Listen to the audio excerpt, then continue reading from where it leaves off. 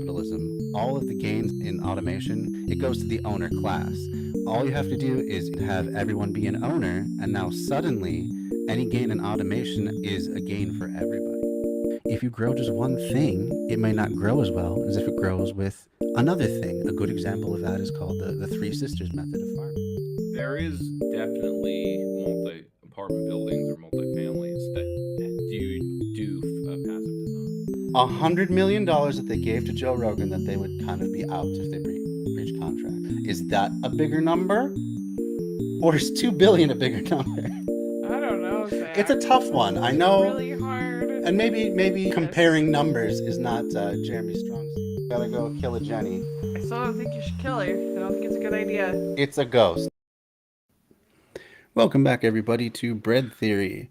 Tonight I'm joined once again by Dan Plaat of the Three Left Show and What's Left in Albany. And we're going to be continuing on with our series on looking at some modern day utopias, some intentional communities that folks have gotten together to try and build a better world from. So that is the topic of that. As reviewed, We're in Hell's channel. I do. I'm familiar. Hell, as a today, utopianism is good actually, and he covers the sociology side of things, but not until like the second half of his video. It's a long one, but since you can skip the first half, basically, it's the first half is I don't know. I have mixed feelings, but like when the intro is as long as the essay, or like the essay is like half body, and then Right. 1 minute conclusion, like it was rushed. Like, oh, I actually have to have a conclusion. Oh, you've by the way. Oh, I'm sorry. No, you were just looking down. I was just looking down. Yeah. So he points out the line that stuck out was that utopian is not only to yearn for what ought to be or what could be, particularly what ought to be. It first starts with a vision of what ought to be, right, and then act that happen. No, you're not really going to get there is deal, but the act of getting there is what gets us societal improvement or humanity. To not utopian, not have that, to say there's no point, can't happen, is what has kept the left in a state of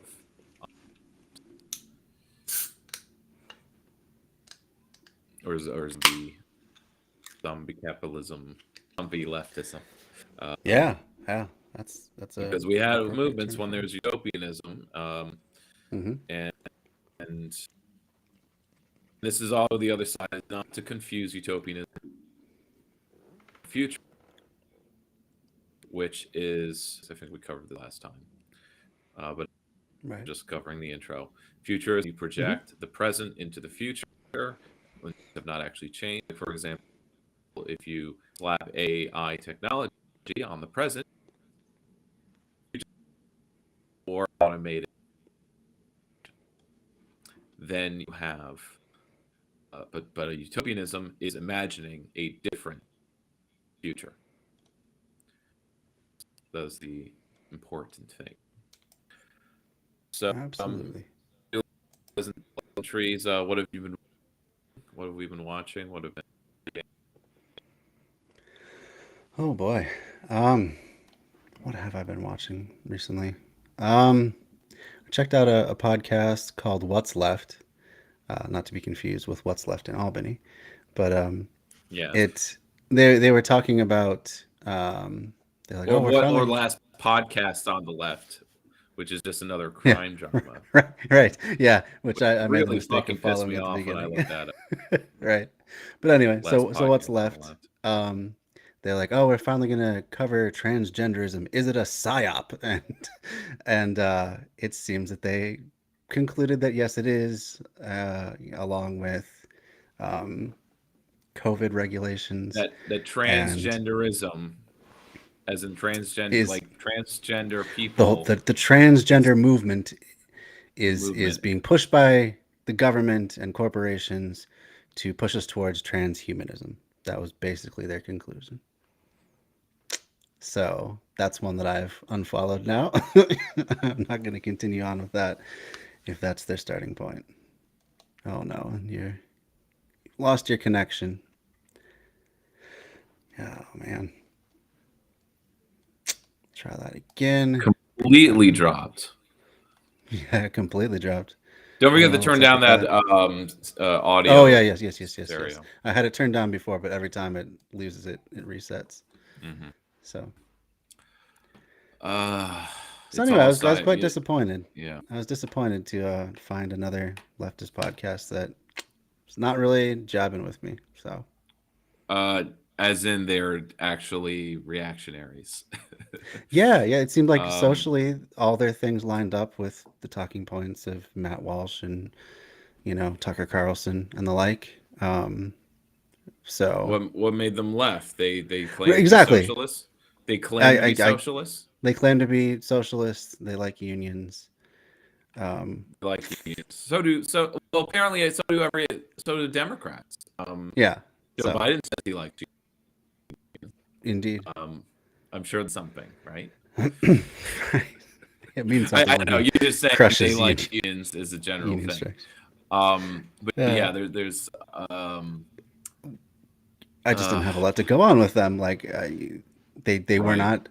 They would basically just throw out a statement as just a declarative, like this is what's happening. They're grooming the youth or something like that, and they wouldn't really back it up with any evidence, and they would just move on. Yeah, the government is behind transgender. Okay, that was their take. I'm not sure how you get that. I guess if you have no education whatsoever on any social sciences, do they ever mention their backgrounds? How old are these guys? I don't know. They seem, I don't know, probably 20. You know what? I think I've heard of this. What's left? Maybe I checked them out and then also quickly backed out of the room. After let me look them up quick. YouTube video. What's Left podcast. We're gonna discover what's left. That's right. I mean, that is the tone I'm maybe going for, but. Mm-hmm.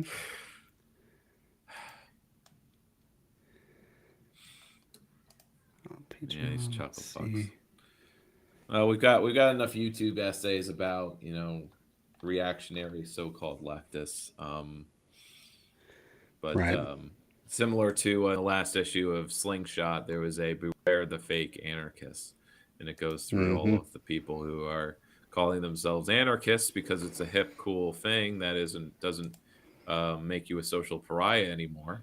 But that's sort of the problem. Actually, such labels should make you social pariahs, enemies of the establishment. And when it doesn't, like when you're in the Libertarian Party, you're a crypto bit miner, and that we should be smashing a Bitmine rig like we should be when we sabotage. As we sabotage oil pipelines or gas pipelines, we should also sabotage Bitreg mining because they pretty much have the same carbon emissions. Yeah, right. So you're looking at reviews, a little holiday inspiration, national defense. See, you can't really get a good flavor. They're talking about national defense, like Chinese workers. What was that one? Are these like liberals talking? But no, you said they're conspiratorial, right? They're conspiracy. They're very conspiratorial. Yeah. So they have no analysis. Material analysis anyway. So they're basically liberals who think they're leftists because they like unions or they like Bernie or something. There's a lot of that that goes around. And because Bernie lost, they can't jive like how the world works. So because they didn't learn any analysis while they were fans of Bernie, or that's all they were. So they get sucked down the conspiracy pipeline of, well, there must be a plan to everything, and it's just right circles and circles of us being tricked and lied to. But obviously we don't. Yeah, so it's like, so what then? So what? But yeah, but looking Right. around at the other oppressed peoples or other social movements and saying, "Oh, this is a Mhm. psyop. All of this is a trick. This is I'm so Yeah. It's a little bit of protagonist syndrome, where it's like they're assuming they're important and that the government is out to trick them. But I suppose I'm missing the point that they're tricking everyone else, but they haven't tricked them. All of these teenagers are being tricked into being confused about their gender, or that or that gender roles don't matter. When you really Right. okay. Right. So we're really getting off track. Let's get Yeah, we started. are getting tough. Sorry. Um, But yeah, but from I looking brought it just up. Something you were listening to, so I'll show what did I listen to? But that's sort of what I'm talking about. I also listen to a lot of fuckery, but some of yeah. it's fun. I'm like, I'm listening to more Black Revolutionary Radio, but they kind of do the similar. They have the same model as Jimmy Dore. Basically, they're just black, so they're a little more smart and they can, which you know, a jag off in my garage. Has it done? But they will, but they're definitely they have the same sort of mindset as us, or they are revolutionary leftists, and they are interested in doing videos that are like that type of Jimmy Dore content, but then they also want to have different, basically bring people up to the level of revolutionary organizing, but with striations of different videos to pipeline people towards that. Sure. So they're being a bit more methodical about their content streams. So and that's okay with me. So the other, let's see, just in terms of fun media, on Hulu, a movie called The Mandela Effect, which is under sci-fi, which is a father who has lost his his daughter drowned because he's a negligent parent, and at the beach, and he is dealing with his guilt by going down the rabbit hole on the Mandela effect and alternative realities. And are we in a simulation? Because of course he's a game programmer. He thinks everything's like a computer, including our own brains, which is wrong. So it's sort of a sci-fi, has this, but just it's a little creepy because you have this guy. I think the writing's a little wooden. I think people around him are kind of saying the right things to him about, like, look, man, we can talk about the alternative realities and heady stuff, but you're not being there for your wife, and you're both grieving. Yeah. But he's losing sleep, and I didn't want you to link it. I'm trying to relate that it's not a great movie. I quit halfway in because it's getting like a little dumb, and didn't make sense. But again, it's but a similar thing that had made me think of the last Hulu movie, which was about the cult of Kek, the 4chan boards who believe themselves to have memed under the presidency, because it follows the theological underpinnings of those groups and why they do what they do. First, the book of like meme magic, and that these groups, these shows online, are believing themselves to be doing magic. That when they post, it's like they're doing a spell. So whether they're just posting or just posting in a board, that's like doing an incantation.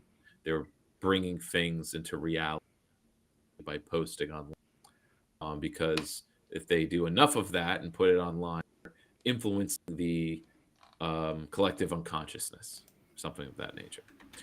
Now, of course, a whole lot of confirmation bias when you're doing and then it becomes the target, the bullseye fallacy, where you you shoot the side of a barn, and then you paint it around your Where where you you shot. shot. Gotcha. In this case, they believe it worked when Trump won because they were doing the Trump memes. Then they tried it again with Yang, and that didn't work. And then they're left thinking about what went wrong. What were they doing wrong? So I think it made that wave crowded, Mm-hmm. and it's not going to keep snowballing because now there's kind of confusion of like, well, what works, how do we make the magic work? And then the guy talked to for quite a while. It's a full documentary sort of thing with interviews with a lot of really just wage space cadet people, including the guy who wrote the book on me magic that influenced. And so, like, he's contemplating, did I cause Trump to be elected by writing this thing in '04? Jeez. But he's also a complete loser space cadet himself. I Sure. always kind of eyes glaze over when someone, and this is usually something eventually in the conversation, if they start trusting you, they'll say, I'm only sharing 90% of my knowledge. I can't share that last 10% because you'll think I'm crazy. Just It's blow your mind crazy. too hard. And yeah, and it's like, well, yeah, and that's just it's just like go fuck off. You know, you failure Right. of a human. Can't communicate your ideas with other people. Can't be a social animal like it's just well, I'm being totally facetious here, but just like you're a reject evolution here. uh, that's funny. Stop. So let's go on to some people who are also maybe feel like societal rejects, but Yeah. only because they reject any capitalist compromise with capitalism and have the ability to avoid it. All So right. So the you want to start with visiting Slab City then? um sure, yeah, the Okay. two actual communities, and then we'll end with the commune because that's longer, and I only watched the first like 5 minutes of it. So this Cool. is a one of the many YouTube channels that are basically better than the travel channel ever was. Maybe it's just a lack of ad rolls, but Hmm. the why is it showing my playlist, my Three Lefts playlist? I don't know. It just came with the link that you gave me. Came with the So link. maybe Okay, then you can maybe play you all the linked it videos from from one of your. there. Then Yeah. you can play. You can just scroll down in the tab there. But Sure. anyway, so this is Slab City. So the background here is it was a Marine training base in the middle of the Californian desert, so Southern Cal, SoCal. And after the war, it was decommissioned. The buildings were removed, and the base was given to the state of California. And the legislation was that the revenue go to the California Teachers Retirement Fund. Hmm. And for some reason, maybe because the teachers union are based in some, they basically just allow people in RVs to squat there. That's Became cool. an RV squatter camp because with the slabs, I think maybe there's some plumbing hookups. There must be some Oh kind of yeah. There there's you some go. kind of infrastructure, driving or otherwise. So it's kind of like a big RV park, but Interesting. without because it is state land, there is no municipality there that it Hmm. falls under. It's Hmm. it's outside of any other municipality that might govern it. So That's it interesting. is quote unquote lawless, but of course, Yeah. Yeah. that's Relatively speaking. what do you call it, propaganda, Mm-hmm. to say that something that just because there are people outside of our the state protection. But anyway, in the '80s, it became an RV and camp place for tweakers, retired vets, people on the run. Kind of, it gets a reputation of being dangerous, but it's not like it really has a crime rate of anything. A lot of people who are just underclass, drunk, escaping reality. So, but also very poor. So, but with no taxes, types of infrastructure to really fund or rents, it is amazingly cheap there. You live there for free, and so it gained popularity in the '80s, at least with the RV crowd, or at least it got some notoriety, and then you have some kookies who move in. So we'll learn more. I think the only information that isn't relayed well is the why people are able. Sure. And it's just because I guess the teachers' retirement fund doesn't care. Just allowed, huh?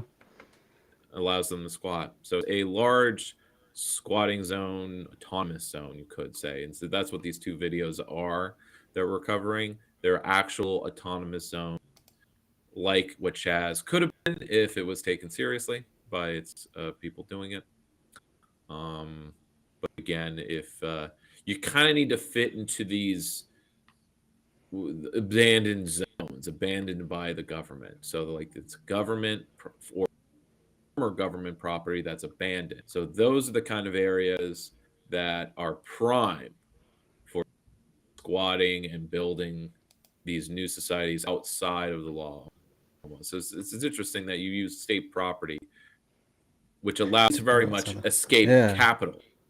You escape capitalist rules because it is state property only. So if the state gives you permission or you just fight, you have a standoff with them. Because if it is abandoned, it's because it's worthless. And that's that's the thing that at least here in Chrislandia kind of have in common. They were worthless.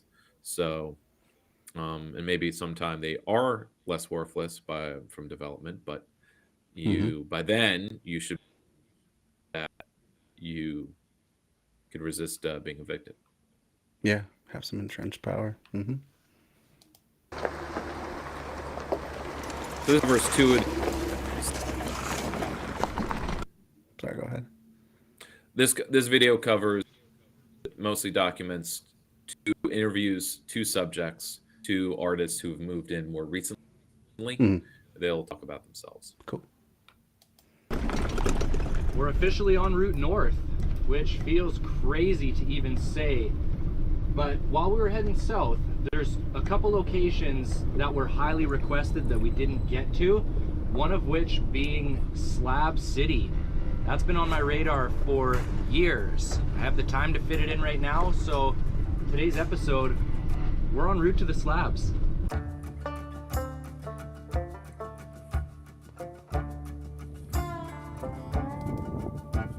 Slab City's the last free place. That's our quote. We don't pay rent in Slab City. We're free to do whatever we want. There's no building codes.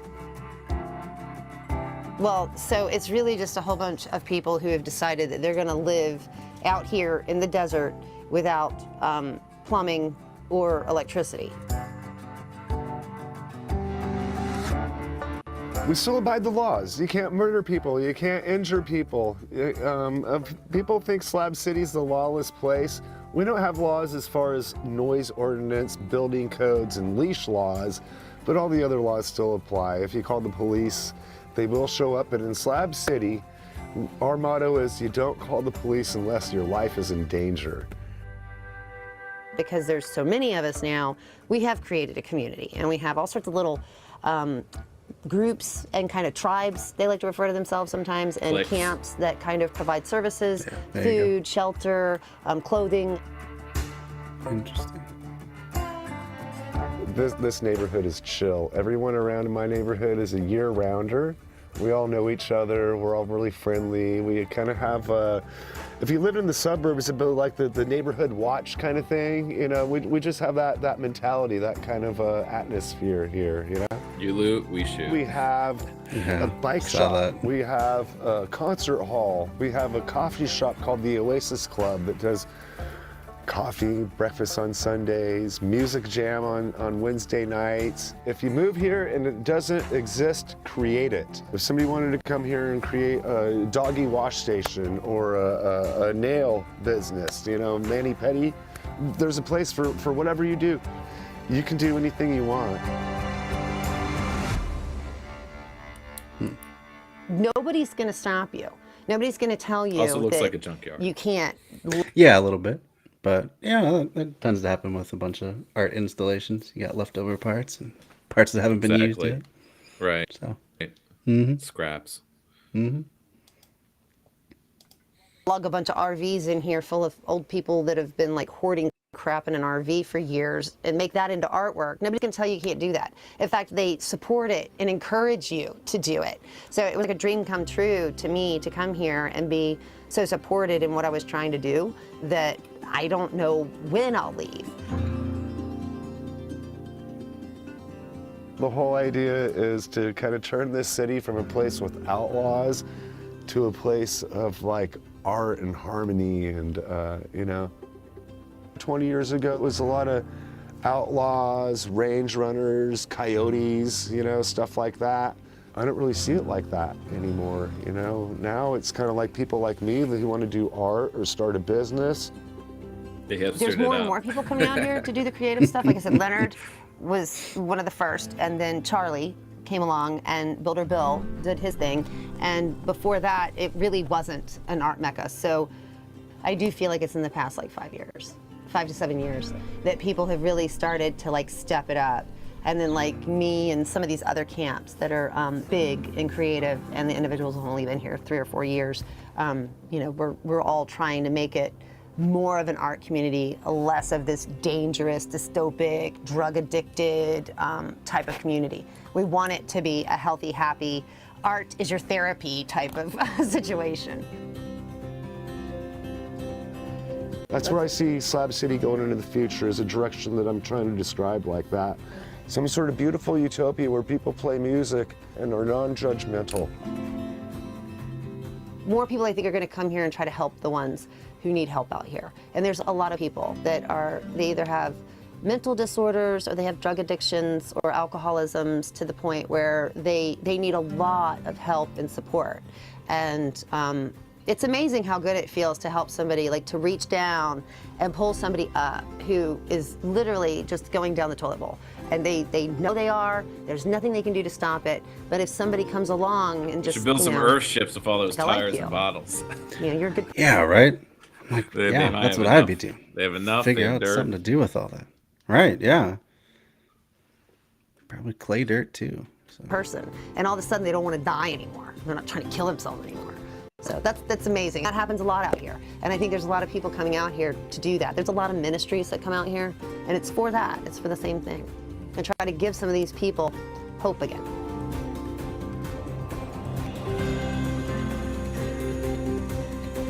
You know who's really moving to Slab City right now? Lots of independent females. These females that moved to Slab City have already been... Who talks about people that way? By the way, this is the only time he does that, but it did take me off guard as well. When It's I a little first weird. Watch this. He uses females. It's the only uncool thing he said. It's otherwise fine. It just comes off guard. Like it's just that one thing. He Yeah, says, it's like the these Ferengi, females. the female. Yeah, well, that's because we're nerds. But but yes, he's like these females are strong. They're badass. You know, he's female. Yeah, He uses females Like, instead of. he doesn't women. seem like there's any malice to it, but yeah, it's just a strange choice of wording. But, I mean, he is wearing steampunk shit, so right, yeah. He's got the non-functional goggles on top of his top hat. functional. Every worst tragedy you could ever imagine, you know? Imagine picking bad boyfriends, raising children alone, having minimum wage jobs while you're doing it, you know?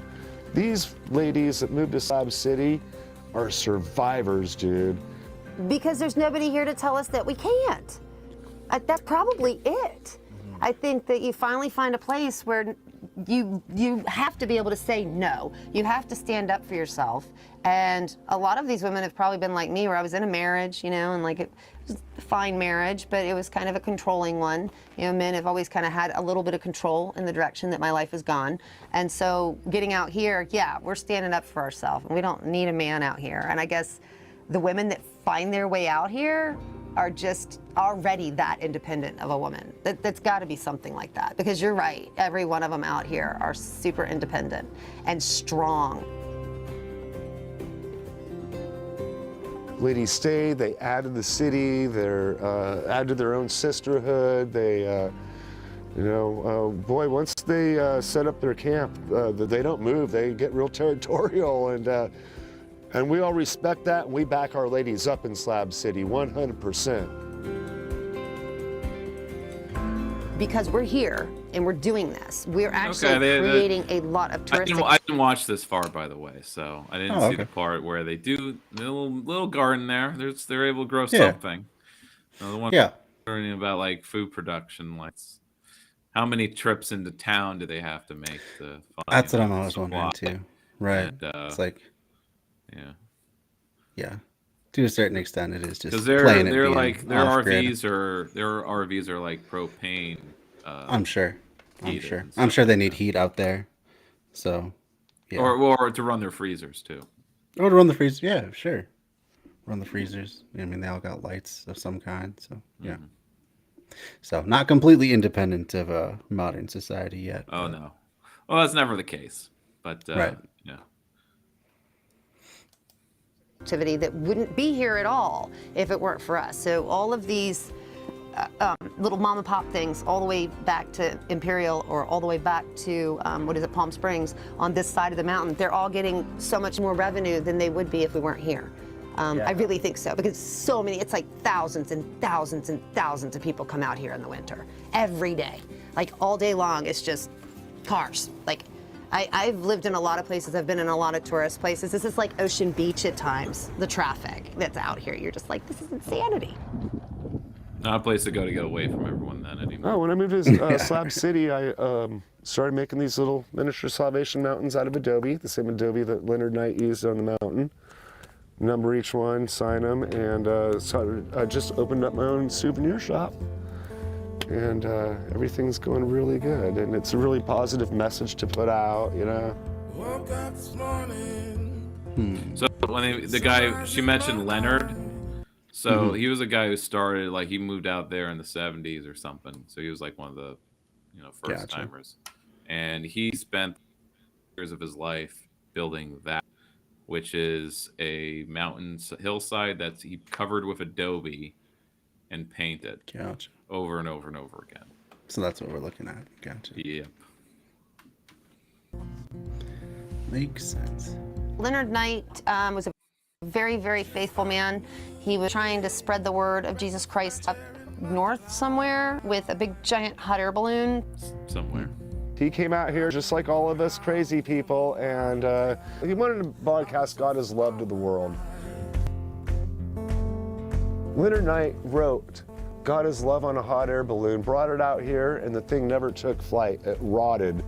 So instead of being discouraged, the man said, now that I'm here in the desert, I'm going to build an 8-foot sign that says God is love. That 8-foot sign turned into an entire mountain. My rock's sweeter to meet the one I love.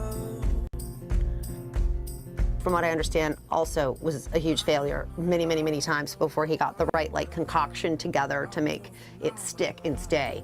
And now it's caved in, and I don't think anybody can figure out how he did it, because they haven't fixed it, and it's been like that since just after I got here. That's the problem with It's very pretty. Salvation Mountain. So there's a problem with the kind of crazy genius types. They put in 30 years of work, but then they don't tell anybody how they did it, so they can't maintain it. Yeah. And they're struggling to get the Adobe mixture right. I don't know why they can't, but that's strange. But if it took him 10 years, then maybe it'll take them 10 years. But the whole I want to share my message for all time and with as many people as possible. It's not going to share. Did it with anyone? Or he was old. Keep it up. I don't know the full story, but I think people were visiting this as a roadside attraction type sure. Of yeah. That's going up tourist trap. Yeah. That's what it kind of is. I mean, the guy made a sort of a newsstand out of it. He's transparent. He's transparent. Got to be enough people coming through. So. Yeah. Like they said, thousands of people. But there's no rent to pay, so it's it's an easy lifestyle. It is completely non-denominational. It doesn't belong to any religion. It's a statement. God is love, you know? You just have to be monotheistic, I guess. If you're a fan of this channel, almost certainly you're aware of the story of Christopher McCandless. That man has been a huge inspiration throughout my whole life. Why? Why is he such an inspiration? All he did was go into the wilderness and starve himself to death. I don't know this guy. No. He was the one that it was the inspiration for that Leonardo DiCaprio movie, Into the Wild or something like that. Basically, he's basically a Thoreau type where he's going to go out and live deliberately on the land and stuff like that. Right. But ended up eating. No, I mean, yeah, not really. Like he was a survivalist and stuff, so he survived a few months, but then ate a bunch of stuff that I guess was anti-nutritive, and it ended up starving him to death. And they found him starved to death. But he's been an inspiration to a lot of people somehow. Just because he's like living out of the land. They want to go back to the land too. These back to the landers, right? Who live in RVs and have modern conveniences. They're not building log cabins for themselves. But I mean, some of them maybe make a cob house, so there's that. But again, they make it if they're doing it in an intentional, eco village community way, right? Dancing Rabbit, that there's something like that. And the place and the third video is sort of like that too. They're back to the landers. Cool. But they're doing it properly. Yeah, you need a community. You can't just go be a hermit. You can't do it like alone. This guy McCandless, he didn't build anything. Yeah. They found him in his broken down, VW microbus, starved to death. So, yeah, inspiration to millions. Well, isn't that America? Isn't that America for you? The failures are. And by failure, I mean like they really did a bad job. They didn't invent. Failure and success are the same thing or something. But he was his own man and totally fought free. The good fight, yeah. Fought the good fight. Exactly. That's fighting. That's fighting the man or the escaping. Fighting. That's true. Yeah, live on your own terms. The easy rider. Right. That's the easy rider. They're living free on the road with their manufactured equipment and oil energy base that has to be extracted through a huge industry that's imperialistic, real free. Constant supply of drugs that make them the money they need to live on. Yep. Sons of Anarchy style. Mm-hmm. All right. So now thanks for the and I definitely owe him some credit for me even making it to the slabs. One of my favorite chapters of his great Alaskan adventure is his time in Slab City, meeting Tracy, singing at the range, climbing Salvation Mountain. So he filmed himself doing a lot, is that it? And he did travel off. I don't know if I think he left a journal, which is how they figured out what poisoned him in the end. I don't know if he did any footage. I guess maybe that's just old footage. It looked like that actress, that the one from Twilight, whatever the hell her name is. I wonder if she was in that movie. The movie adaptation of it. Oh, okay. About Into the Wild, which makes me just think. Me confusing. I'll confuse the Wild every time. He just said Alaskan adventure. Not nearly as interesting as Call of the Wild. The dogs. yeah. That's with the half wolf or whatever. Speaking of DiCaprio movies, I'm thinking often this week of Catch Me If You Can. And Mr. Santos of Long Island, who faked it till he maked it, and everyone's mad at him for being an absolute Chad. Do you know what I'm talking about? Okay. Yeah.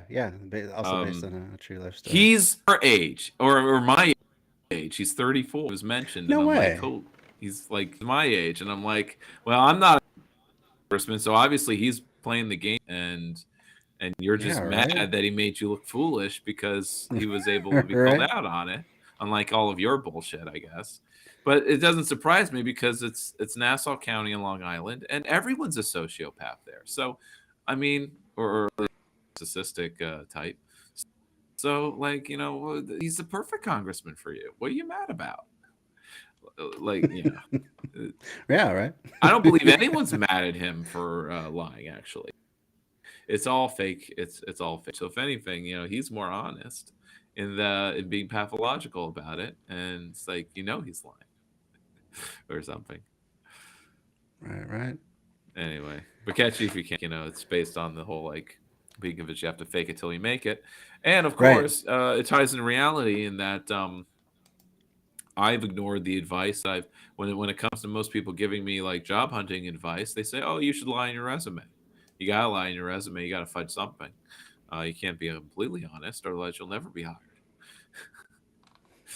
Yeah, and that's the. I mean, it's just fun. It's the first time. Yeah, these all the Nassau Republicans who did a press conference to call him the step down. All those people are sycophants who are all just mad that he tricked them, and they bought his bullshit so easy. But they do it all the time too, or they don't feel the need because they don't have to. I guess I don't know. They're just born into the privilege and they don't care. But yeah, they all pad their resume. But the issue is he's also independent of them because he funded his own campaign with money he got working with a Ponzi scheme on Wall Street. So, yeah. Nice. Oh, it's just grift all the way down. I don't think he's dependent on the party, maybe, and that's also he's not a good stooge. All right, let's keep going here. Oh man, so I was wrong though. It was not Leonardo DiCaprio. It was another dude, Emil Hirsch, and then Kristen Stewart was in the movie. So yeah, that was. Oh, okay. That was just the footage from the movie as the girlfriend. As love interest number one. Motorhome is no magic bus, but it's taken me to some amazing places. And seeing the motorhome sitting in front of Salvation Mountain, that was a very special moment for me. I mean, it's a cool little art installation, but I don't know. Wait, the RV, or is he talking about his RV? I think seeing he said seeing his RV parked in front of that hill. It's big inspiration to him. It's a big moment for me. Okay, by the way, when I say they're better than the Travel Channel, I'm not talking about the hosts doing it. They're usually they're kind of dumb bros. Yeah, he's just who are, I would say, fanboying out. Yeah, fake deep, fanboyish. Sometimes it's a character they put on, but then sometimes it's it's real or it seems sincere, and then that's kind of what makes it cringe. Sure. But hey, embrace it. Embrace the whole secret. You. And then East Jesus is a whole different story. Charlie, he did moved into the town dump, is from what I understand. They used to drive their stuff all the way back here and just dump it back there. And Charlie decided that he was going to start making his camp back there, and I guess he just started making the artwork and stuff out of the garbage. Slab City's gravitational pull is so strong, it's like a black hole, You can't resist it. If it calls you, when I moved to Slab City, I decided to build my camp just like a resort. I'm in a resort, so I built a water feature with a waterfall. I got a king-size canopy bed that I built. A glorious outdoor kitchen that is, the appliances are fit for a restaurant. I now live in Slab City as an artist and the proprietor of the House of Dots. That is an art camp. It's a maze of trailers, and I call it Amazing Art. And so you're supposed to wander around and go through and make note of all of the odd things that I have selected to put together, things I've made. All my stuff's outdoors. I have many different RVs, so I have all this stuff a mansion would have. It's just all spread out, I have a kitchen, I have a laundry room, I have an art gallery, I have a studio. I have several different rooms in this camp, a living room, huge living room. I could have 25 people over with instruments to play in my living room. If you can endure the summer, you can do it. I mean, it's really, anybody can. It's just getting through the summer, figuring out how you're gonna do that. And that's what keeps people from living here year round. We would have so many more people living here if it weren't for the summer heat. Summer is 125 degrees for 3 months. And yet they're not building permanent shelters out of adobe, which would really mitigate that heat. That's probably where they need to go. Kind of a miss. Yeah. Like the advice they need to be given is like, if you want that year-round living, then you need to build some adobes. Permanent, not live in metal boxes. Exactly. Now the paradox Crank your AC is, all summer long. The paradox is they say, like, I have multiple RVs and stuff because they're literally buying old ones for $300. I think Dot mentions it. You get them super cheap, a few $100, don't have to pay rent, so they can just stack them up in a row and make a house out of it. But again, metal boxes, not good in deserts. Not good in the desert. No. Not good anywhere, really. In a row, by the end of it, you will be begging for 100. I'm talking even at night. Better like drinking warm water, a whole bunch of it. It took a real hardy person to be able to endure the summer heat. And so it wasn't until solar and people would have air conditioning and misting systems and things like that that make it much more comfortable. So now that that's happened, where most people at least have enough electricity to have a fan and maybe a spritzer bottle, you can survive out here like under a tree with just those two things and a book. Believe me, everybody who moves to Slab City is going through a transition. That's one thing that we all have in common. Most of us are donation-based out here. It's like most of us sell something, but like really it's more about the art and less about the money. And the minimalist attitude makes it so that money's not really your main goal out here. I did come here with a little bit of money, not a lot. Like when I talk about a little bit of money, it was not, I think the first year I was only like $1,200 in on buying trailers. And I kind of looked at it like how much it used to cost me to live in my rig for a month. And I was like, well, I can easily cough up $250 for another RV that I'm going to use for an art project or a library or a closet. I had a little bit of savings. I had $6,000 in a PT Cruiser, and I made this whole thing work. I built a gallery and a studio in 3 years out of like nothing. It's getting ready to get hot. We'll start getting on each other's nerves. There'll be a lot of fighting, a lot of yelling. The stuff that you hear about on the internet, that's the summertime. In the winter, it's just a big party. And everybody's just having a good time. A lot of music, a lot of camps do music. So it just becomes like a really social gathering place. You can also get these at state campgrounds. Any kind of state campground in a national or state park. State parks, not so much because those are usually more temporary, but the national park campgrounds where you have people who are driving in for like a whole week, whether they're using a tent or something like that, I consider semi-permanent, an RV or a camper. Or they just sleep in their car. If you have a big van or something, you can sleep in that. Yeah, but those develop kind of communities as well, because after a whole week, you can meet all your neighbors and then you can hang out and stuff. Yeah, kind of. But again, that's all people bringing in resources and stuff. Absolutely, yeah. Reminds me like the rainbow gatherings that I guess I don't know if they're still going on. I suppose they would be, but they should be. That's like where intentional camping. I know of it because of Vermin Supreme. Oh, sure. Because he's a veteran of that. Cool. So yeah, but those are also temporary. They're not right. Communities, and highly dependent on even seasonal ones. Yeah. Go again. Once it's permanent, then like you grow food, you create power. You can set up infrastructure. That's the big difference, is to put in the investment for infrastructure. For sure. Civilization does not exist without it. True enough. Otherwise, you just have tourism and people, as he says, like that line about like everyone here is in transition. You have people in their whole lives. You either think of life as a transition because of from birth to death or whatever. Because of afterlife, or it's like they're always looking, they're searching, finding what they're looking for. Yeah, always seeking. Their attitude is, defeated or something. I mean, have you ever read about the syndrome where people go to. I think it's just called the India syndrome, where you have white people go to India. It's the first time they ever feel spiritual, so then they like, or like not alienated. Sure.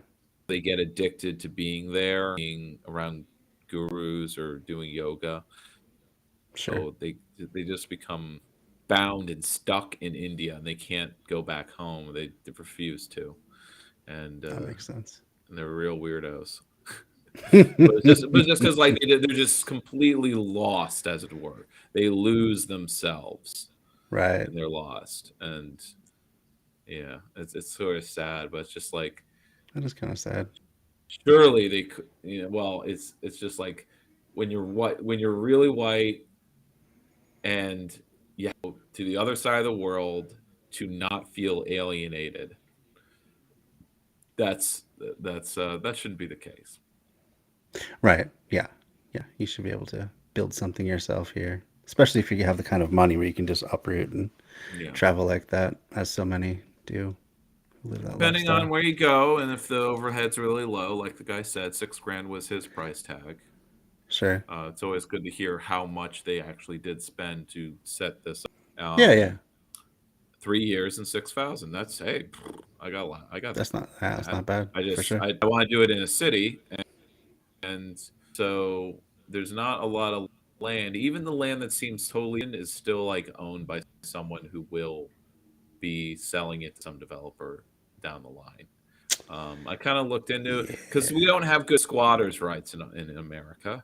So even if you did kind of squat in an abandoned building long enough, it's difficult because then you get if it's in a slum area, then it's like, well, eventually you'll be evicted by a slum clearing project or something of that nature. It's hard to tease out where the opportunities for creating an autonomous zone would be. So maybe that's something I could investigate in my county. For sure. Otherwise, the people who kind of want to live on their own, with their own resources, they go out to the boonies and in the hill towns like Bern, a meaningless title name to you, but this is where there was a rent strike. People were not so independent, but I mean, there was community enough that the big upstate New York rent strike occurred in these hill towns. Interesting. Because it was all owned by a landlord, a real, like a feudal landlord. Right. Where they're paying taxes to the county and rent.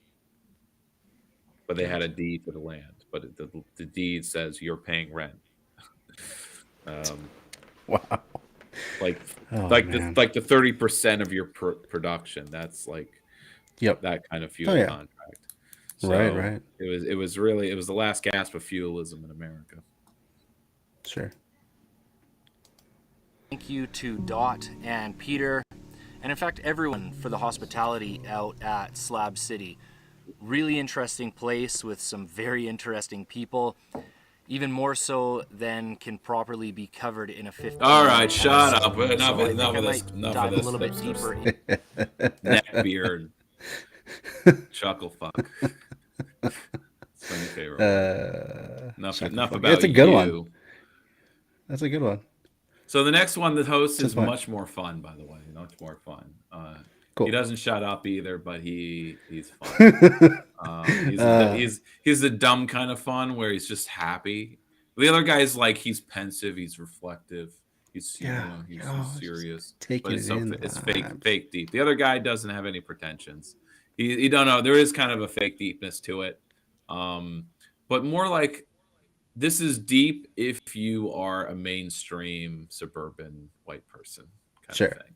Like the Travel Channel standard, Right. Yeah. So this is the last city in Europe with no laws. Is that what we're doing? Yeah. Okay.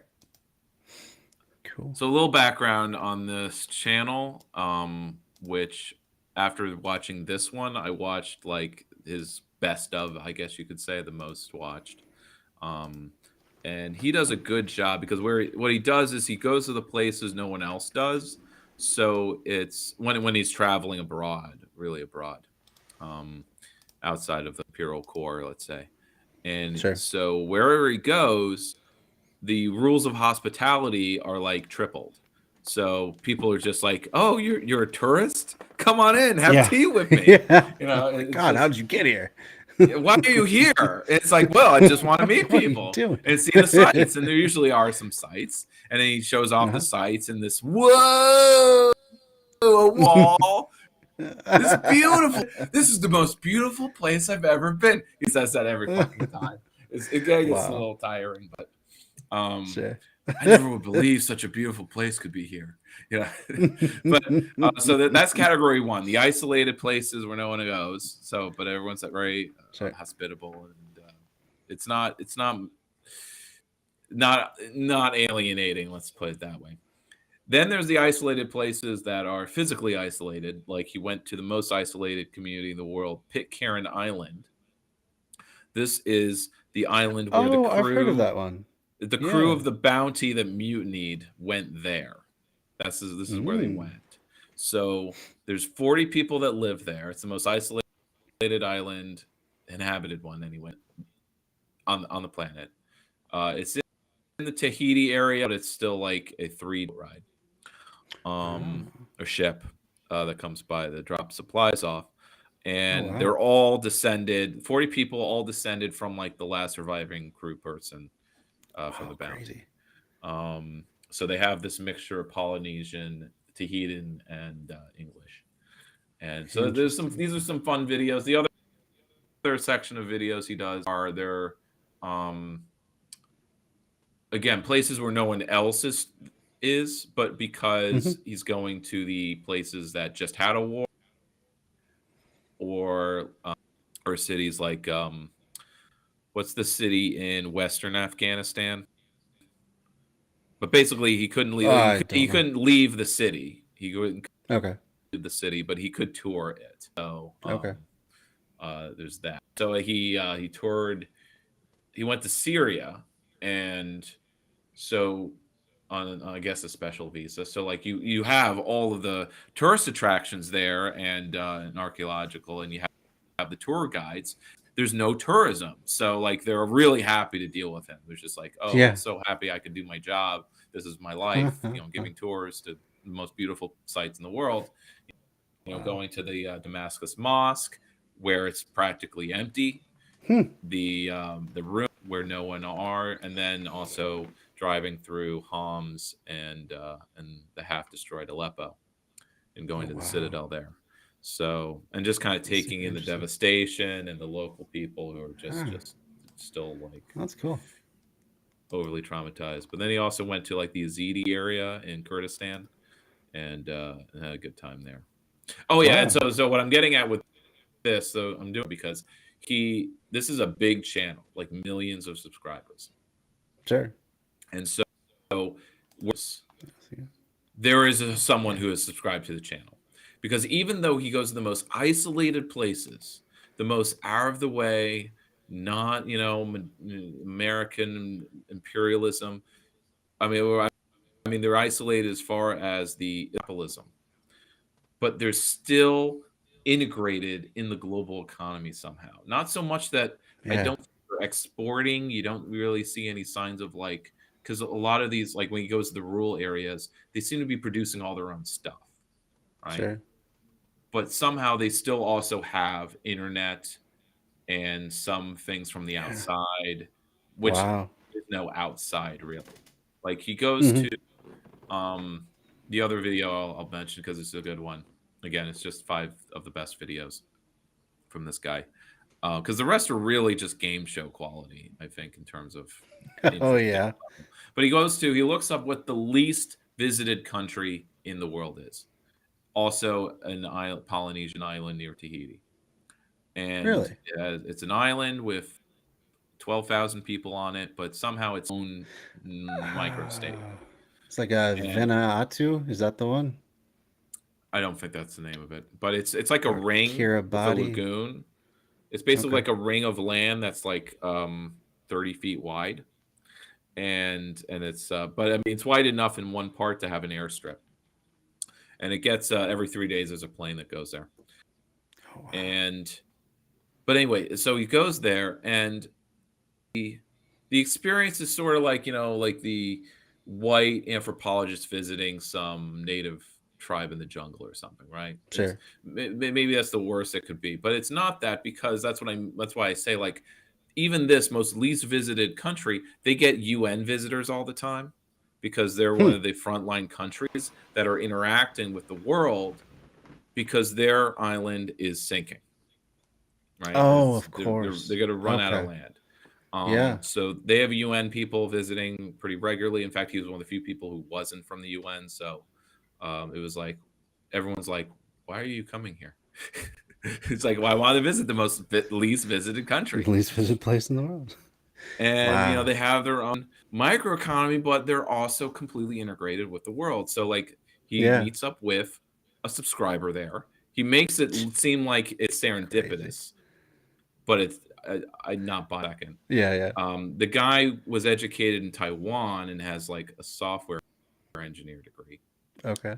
And he also met up with because he was just motoring around, and of course, by doing so, the one road, you basically see everybody who lives there.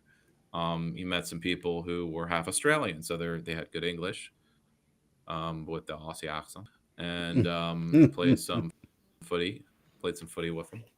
And they have all their own microeconomy, bakeries, and and very communal. Everything, the whole island is, it's 12,000 people, but it's all communal economy. Everyone's in shared households, and they don't have beds. They sleep on floors with very little in the way of padding. It was pretty interesting.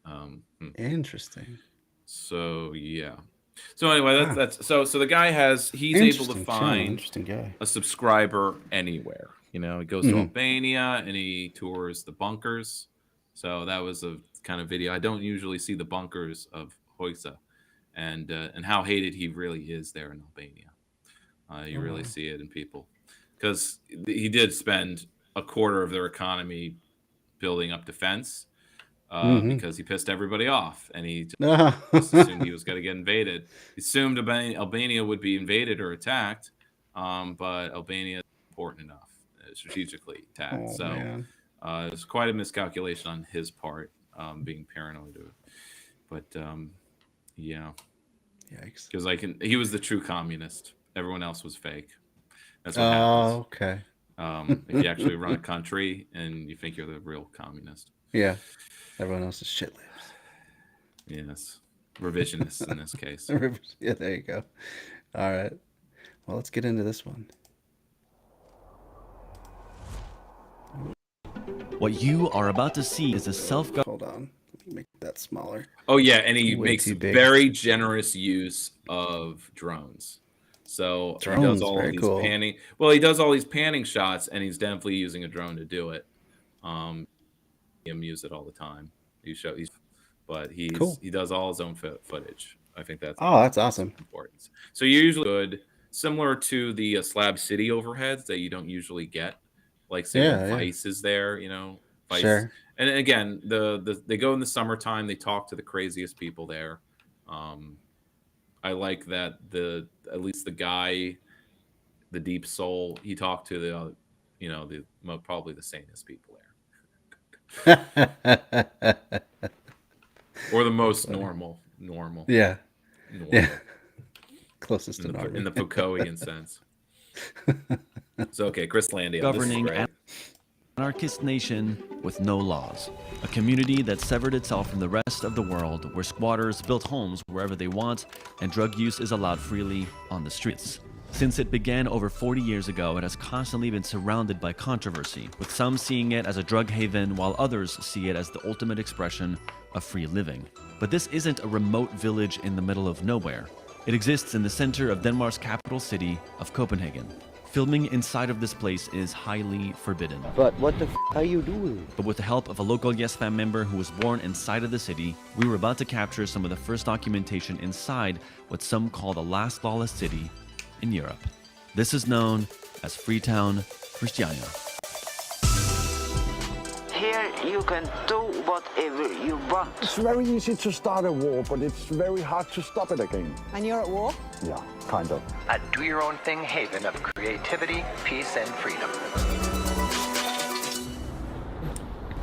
Where are we going, Habibs? So you'll see, but they don't quite explain it. But you can literally see how the piece of land is a Renaissance battlement. You know, like a star fort piece of fortification. Yeah. So it's the leftover remnants of like the city's wall, with the bastions, the pointy parts jutting out. Sure. And it was when the fortifications were removed, it was like an army barracks. So that's why there are these fairly sizable buildings there. So, but it was again, it did look militaristic. Interesting. State land that was abandoned.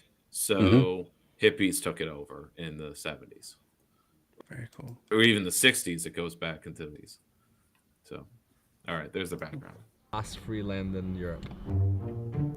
In Christiania, if they suspect that you're filming, you're gonna have, not an exaggeration, at least 3 people coming at you from different directions, pointing that you shouldn't be filming. That's how serious they are. Right now, we have a guy who's a Yes Theory subscriber who somehow grew up in this town. He's gonna take us around, so hopefully that will help us. But the reason why we haven't made a video there in the 4 or 5 years that we've known the city, I mean, the reason nobody has made a video is because you can't film. Yeah. Even if you look up on YouTube, you will not find a comprehensive video of this place. Pause. So I did find a video of someone filming, but they were walking. They just did a walk around, and it was raining, so there really weren't that many people outside. So gotcha. It wasn't a nice day. They were just walking around, just looking at stuff, and maybe the video was even in a pocket or something. I don't know, but they just walked around. Interesting. It's not that an interesting place to look at. I mean, there are things to look at. They're nice and stuff, but it's the social structure that's important. It's the fact that it's a autonomous zone in a metro area that's interesting absolutely. to maybe you and me. Absolutely. Don't film inside. You think we're gonna get in trouble for that? Yeah, if you're filming. Okay, so this entire wall filled with graffiti here is the entrance. If you see all the graffiti back here, the cab driver told us we are immediately going to be disliked if we try and record. I'm glad you're taking the camera. I'm a little worried holding it. Don't film too much. Yeah, I know. We know. We have a local showing us. How are you doing? Because as stated, they're at war with the city. You know, they're at war, and they practice OPSEC, operational security. Right. So yeah. that's what this is about. That's what the no filming please is about. Yeah. In the same way intel that for the we didn't government. want a lot of filming in occupying encampments for the most part. At least Sure. I mean, generally, of course, it was happening. I mean, you had journalists aplenty, but at certain meetings we didn't want recorded or didn't have. Gotcha. Smile. What the f are you doing? I don't know where you're from, so I like English first. Yeah. But what the f are you doing? You're taking pictures. There we go. Yeah. There we go. Hey. So you're following this mother around? Yeah, we are. Hi. What's up, bro? What's up? Nice price. How you doing? I'm good. How are you? Good to meet you, bro. Emil, har det lugnt i år? Ja, har det lugnt. Are you ready for adventure? I guess, yeah, we're entering a world of adventure. In the Christiania vibes, look at that. Yeah, it is. Okay, are we cool to film here? Yeah, here you are, I'll tell you when to put the camera down. Okay, everyone was like, don't film. Yeah, but don't worry. You are the key to this entire yeah. Wow.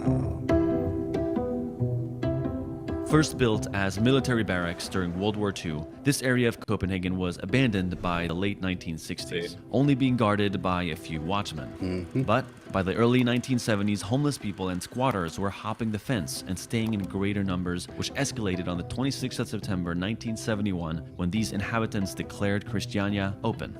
Their mission statement read as follows: "The objective of Christiania is to create a self-governing society whereby each and every individual holds themselves responsible over the well-being of the entire community." What does the government say about this? They think that Christiania is a place where a new revolution has started or something like that. But they don't know that it's a love and responsibility and human value revolution. This spirit of Christiania quickly became a mix of hippies and anarchists. So actually, it works. Members and It's not a real revolution. Right. It's a love. Love is power. Love is power. Visitors from all over the world. Hello, how are you? So what is your unofficial title? My name is Ole. I'm head of the Christiania Historical Archive. It's a cozy house. Yeah, I built it myself. I have been living in Christiania since '79. Did you identify as an anarchist? Do you still do Oh, that? yeah, sure. So you were born and raised Are you Yeah, I'm born and raised here. And your dad? Anarchist? One of those anarchists? You see how normie this guy is, or his audience is very normie. But Yeah, one or the yeah. other, or both. It's like, you are anarchist?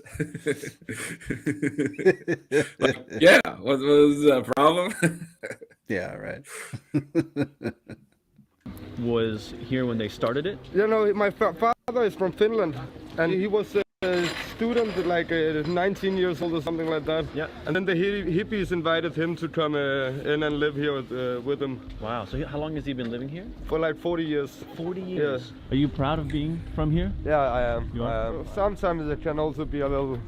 When I meet some new people, they expect me to be working in the street or something, you know. Yeah. You feel like they judge you? Yeah, but I'm used to it, you know. I don't bother it anymore. Yeah. I feel like probably people are like, how are these motherfuckers filming in here? Thank you for... I'm just a little bit nervous with the camera. You know? You're a little nervous? No. Once in a while. Oh my god. Holy sh**. And it's just open for anyone? Yeah, exactly. That's awesome.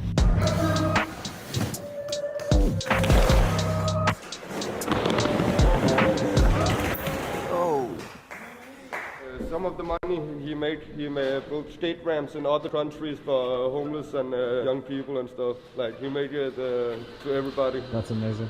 Why were people drawn to kind of create a different way of living? Because of the freedom. We got this big area. For the first 30 years, this was a squatted area. This is beautiful, man. It is. So these buildings are old military buildings? Yes, most of them, yeah. Most buildings are? Yeah. That's the biggest middle finger, I feel like. Yeah. And like to take an old military thing and turn it into a hippie town. Yeah, exactly. It couldn't go further away from what this place was built for to what it is today. Exactly. You have a very strong anarchist sort of feeling, Christiania. Yeah. In what way would you say it's anarchist? Oh, in the way that, you know, if you wanted to do something, just go ahead. Imagine your house is a bicycle. Open a door, go in the bicycle, just sleep. Tour the world, be free. Like a nomad. Yeah, precies.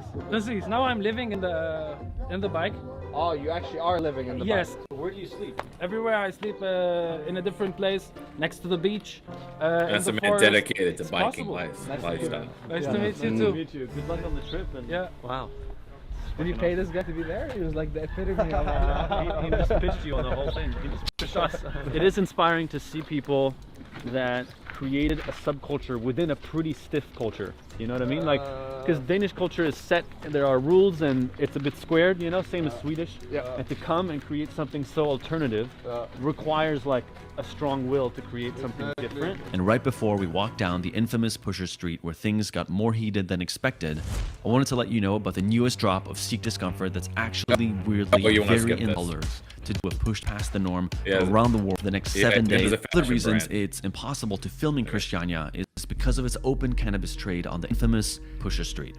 Even though marijuana is illegal in Denmark, authorities have yet to fully stop it, with some arguing that concentrating the hash trade in one place would limit its dispersion into society, while others are moving to crack down on it, which has led to continuous police presence that now averages about 4 to 6 patrols a day.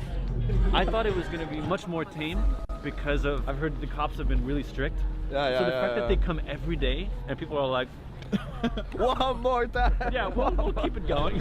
Sometimes they come disguised like in civil clothes and just grab people like. Really? Apparently they yell "cheese" in Danish, and everyone fucking bolts. The whole street is just ghost town. It's just funny seeing like regular-looking Danish moms with just a fat joint in her hand. It's just like, wow, that's okay. So that street that we're not allowed to film. How come that exists? Police tried to shut it down for many years, but there's just so many who want to, so they just keep coming back. Yeah. What's the price you have to pay for selling weed here? Well, you get beaten up and then you get arrested. You get like half year for a little amount. Half a year. Yeah. Oh, prison. So you get prison time. Yeah, you get if you get catch repeatedly. And literally, right as we were talking about police presence in Christiania, guess who showed up? 3 police officers that we see just rolled in, and they are wrecking havoc, I think. Wow. The cops came. They have a big plastic bag of just things that they found. Huh? Yeah, so these are the stands that usually have people. So it just happened. We were just talking about it, and within a minute, they arrived. They're all like super bootleg built because they get taken down all the time. Yeah, exactly. Okay, it's way more real than I thought. It's not like they're not coming in to show that they are real. arresting people. And then I got a camera. I didn't know police arrested people in like a drug war. Drug raids? What the hell? Where's this guy from who does this channel? Yeah, do you happen to know? He seems like to have some sort of... I believe he's French, but French. He seems to globetrot. So I think in some videos he says he's from Sweden, and others he's French. So either he's moved around, and then I think he did a video why I'm in the U.S. or why I moved to France or something. Why I moved? Oh no, it was why I moved to Sweden. So maybe Sweden's the last place he's been. Okay. So. But whenever he goes to a less out of the, more out of the way. First world. I'll just use the term first world. Sure. He will bring someone who speaks native, likely if he's in. He went to one of the what's called the blue zones. These are the towns where there's a higher percentage of centenarians, people who live over 100. Oh yes, I heard. So he went to the one in Sardinia, which is smack dab in the middle of the island, and he brought someone with a good Italian there with him. Nice. Same person went with him to Albania. One of the people there lived in Italy, so he spoke Italian, so they were able to talk well. The Sardinia video is good too because it's just. The village is just perfect. It's a perfect place to live. Oh, nice. And again, it's both completely outside capitalism because they make all their own food. They have. It's like I don't believe there's any landlord or that they're paying rent to anybody. It's probably what makes it possible that everything is self-owned there. Interesting. And I had no idea. And again, it's not it's not an often visited place, so. They're just like they get shown around by this grumpy old guy. He's both like half like doesn't want to do it, but is also having a good time showing them around. I don't know, or he volunteered, but he's just a grumpy guy. He's an old fart. Sure.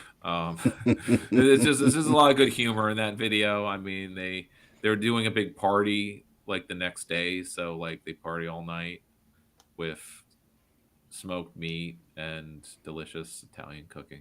Nice. Ask one. Sounds like the life, man.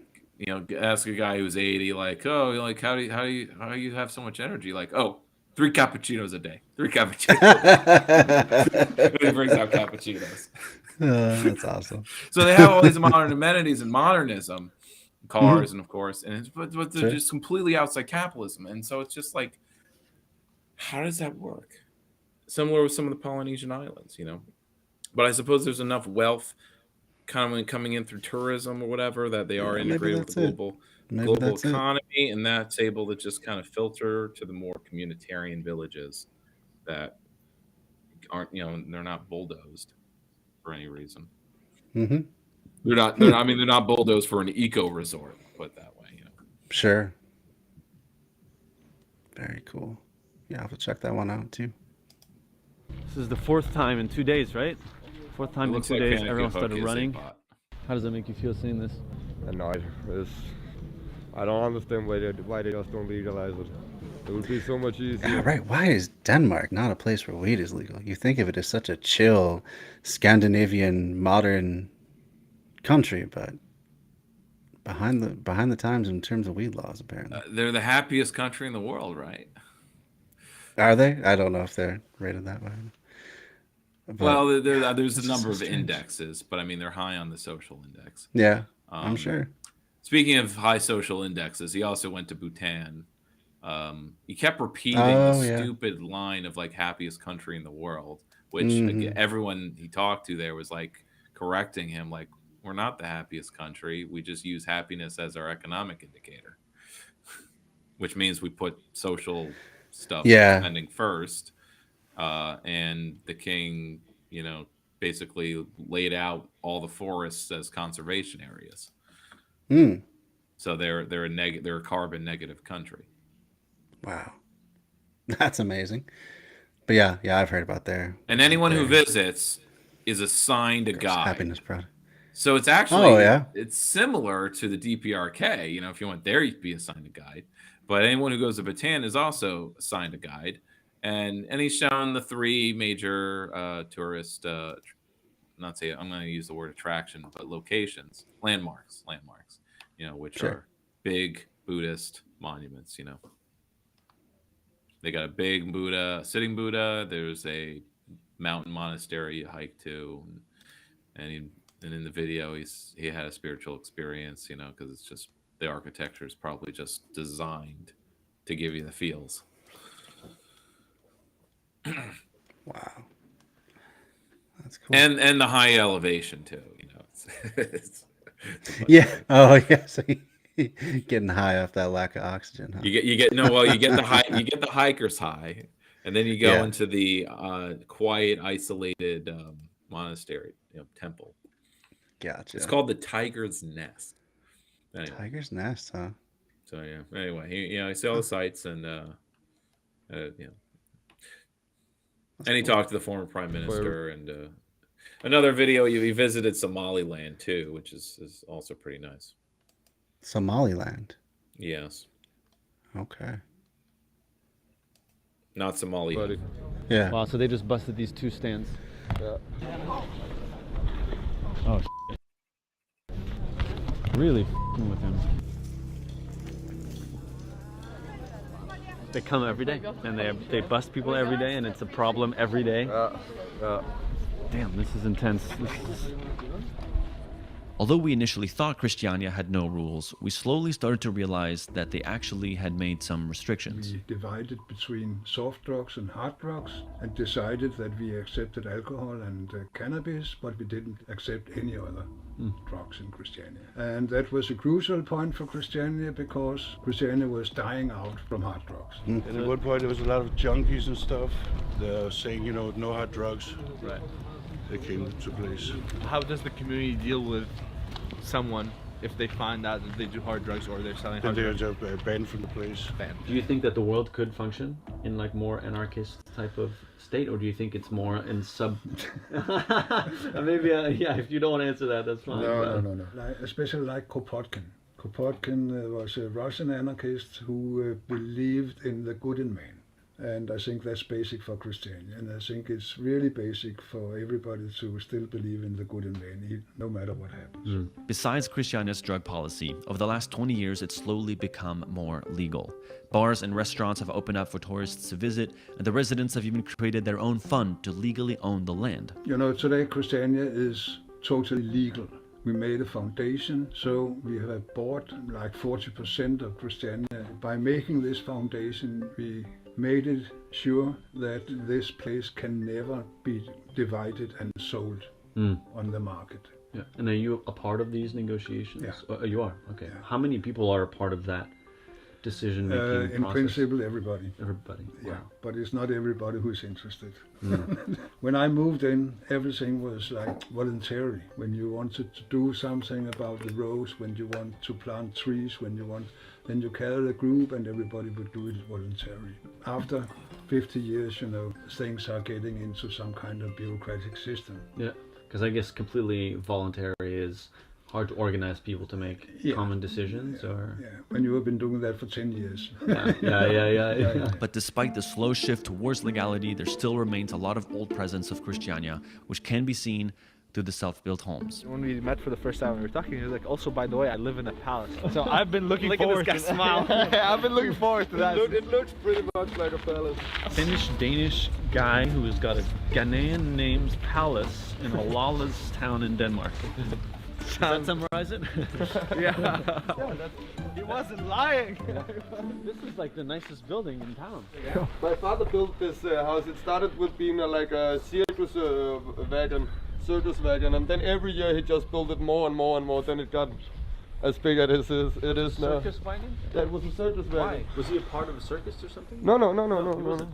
He just had a circus wagon. I'm sorry asking questions. I'm a little lost. Although Akutu's family is from Finland, his dad, who moved here 40 years ago, loves the country of Ghana. So much so that he owns a hotel in Ghana and has even given his kids Ghanaian names, like Akutu. You guys aren't minimalists, so to say. Oh yeah, get ready for this. Wow. Do you think that makes him a colonizer? One of the top 5.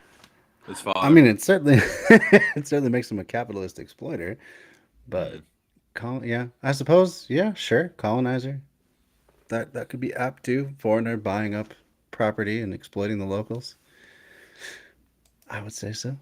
Sure. Business as usual. Yeah, right. Doors I've ever seen in my life. The only bad thing about it is that you can peek through it. Is that like a little stage? Yeah, like this part used to be like a circus trailer where he was living, and then he just built bigger. I feel like we entered like some vortex of like a museum home. Mixed up cultures. It is. The sunset and stuff, you know, it's awesome. Is there anything that you find that the world has as a misconceived notion of what this place is? You know? Yeah, I think 80% at least writing and filming about Christiania is about Pusher Street. For you, it is the community at the end of the day. That's the main point about Christiania, that it actually succeeded in creating some kind of functioning anarchistic society. What does it represent to you as a Dane who grew up in Copenhagen? First word that comes to my mind is definitely like freedom. Yeah, just like and community. You could just feel the bond. Yeah, and there is a unique vibe when you dive into the tradition, and the idea behind Christiania is amazing. And what's your favorite thing about Christiania? The villagey feel that most people know each other, and we say hi to our neighbours. And I'm probably going to stay here for the rest of my life. Really? Yeah. That's amazing. You had a community, you had a lot of people, a lot of culture, a lot of music, a lot of theatre, a lot of things going on. And what made me change my life and move into Christiania was to be part of this group of 200 people with this community feeling. To think that this is actually where you grew up, and you're still here. That's amazing. Like, it is. People are in and I'm not going these days. You're not going anywhere? I'm staying here. Yes. Do you think you'll live here your whole life? I hope so. Thank you so much for speaking to us. Thank you and helping us tell the story the right way. Mm-hmm. My way. You're not entering the EU. Back in Denmark. Welcome back. Christiania. Christiania is a town based upon the ideas of the inherent good in people. Although it worked in some aspects, people also took advantage of that trust and used it for criminality, requiring Christiania to develop rules. So is a lawless town truly possible? Or will laws always be inevitable? That is honestly impossible for me to say. But one thing's for sure, the love, care, and unity within Christiania is something we can all strive to have a bit more of in our own communities.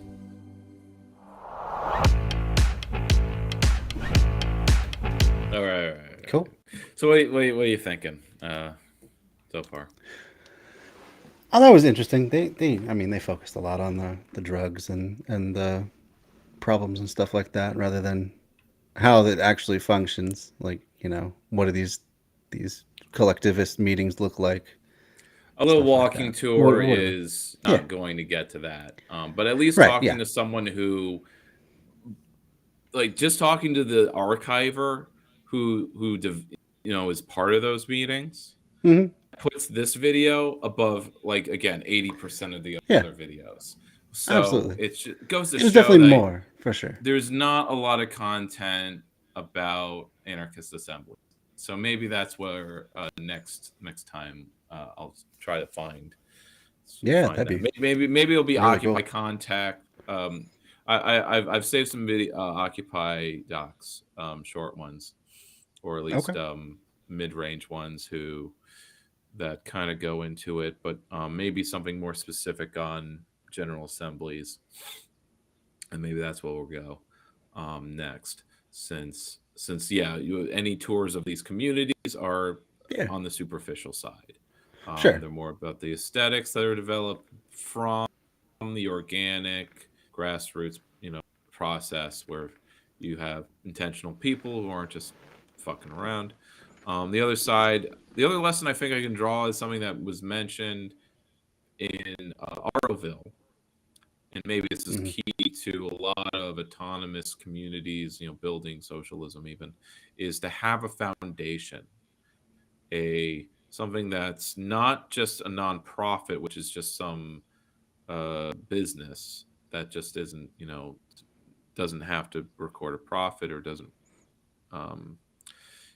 isn't accountable to shareholders or capital, but somehow usually is at the end of the day too. But a foundation seems to give you the flexibility of owning property in a way within our nation state to make it separate from capital. That seems to be the way that it happens. That's what they all seem to have in common. There's some foundation. If it's a cooperative, if it's a eco village, there seems to be still a sort of land ownership happening that isn't maybe common enough, or it's when it's a cooperative, it is not an LLC, but something similar. But instead of a board of directors, you have a board or a co-op board, basically, which is what all the New York City co-ops are kind of made up. There's still there's still building management, but otherwise, if it's going to be more than just a building, more than just a set of buildings or a complex, to be a town or a neighborhood or even a city, it seems to be a foundation is required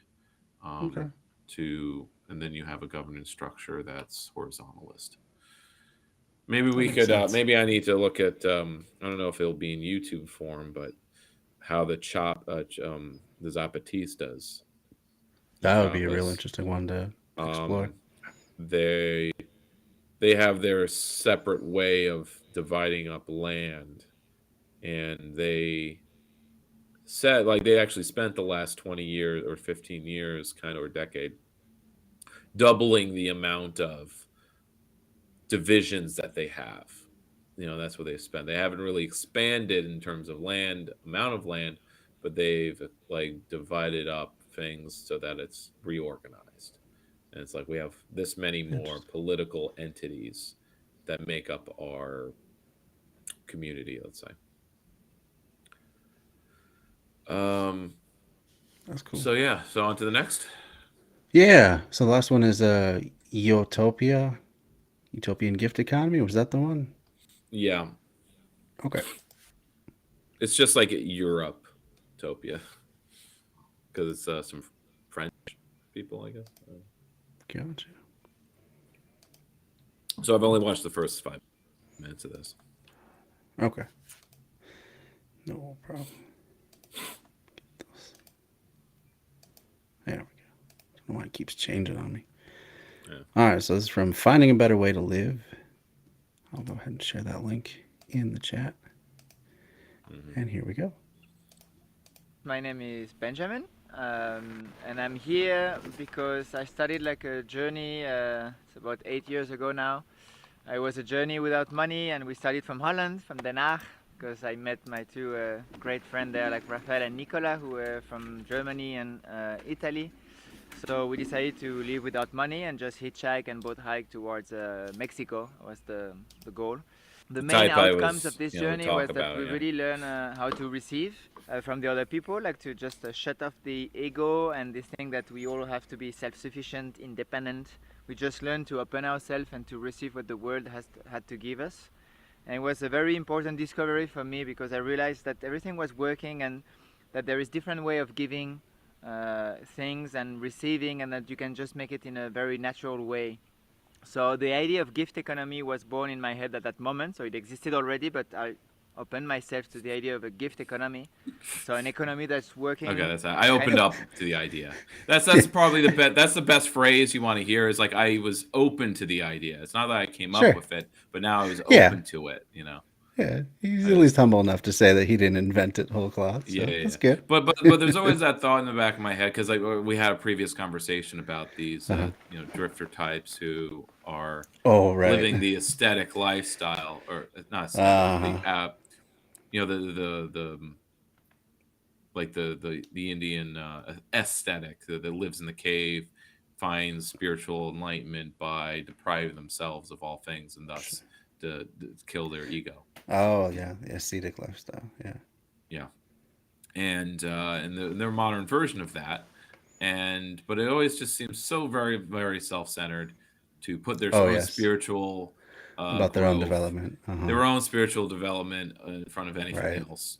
Right. And it's interesting, or rather, it's telling that they do that. They go on that journey. They discover the truth of the matter. Their ego. They destroy their ego. Now they're going to do a commune with 12 other people in the middle of nowhere, and that's their way of, and that's apparently their way of giving back or something. That's their version of giving. The other thing I want to mention that comes to mind, only because I was just talking to my friend who is reading Graeber's Debt, First 4,000 Years. Oh, I'm reading that too. And cool. Okay, so maybe are you reading that? You're not reading that on stream, then, are you?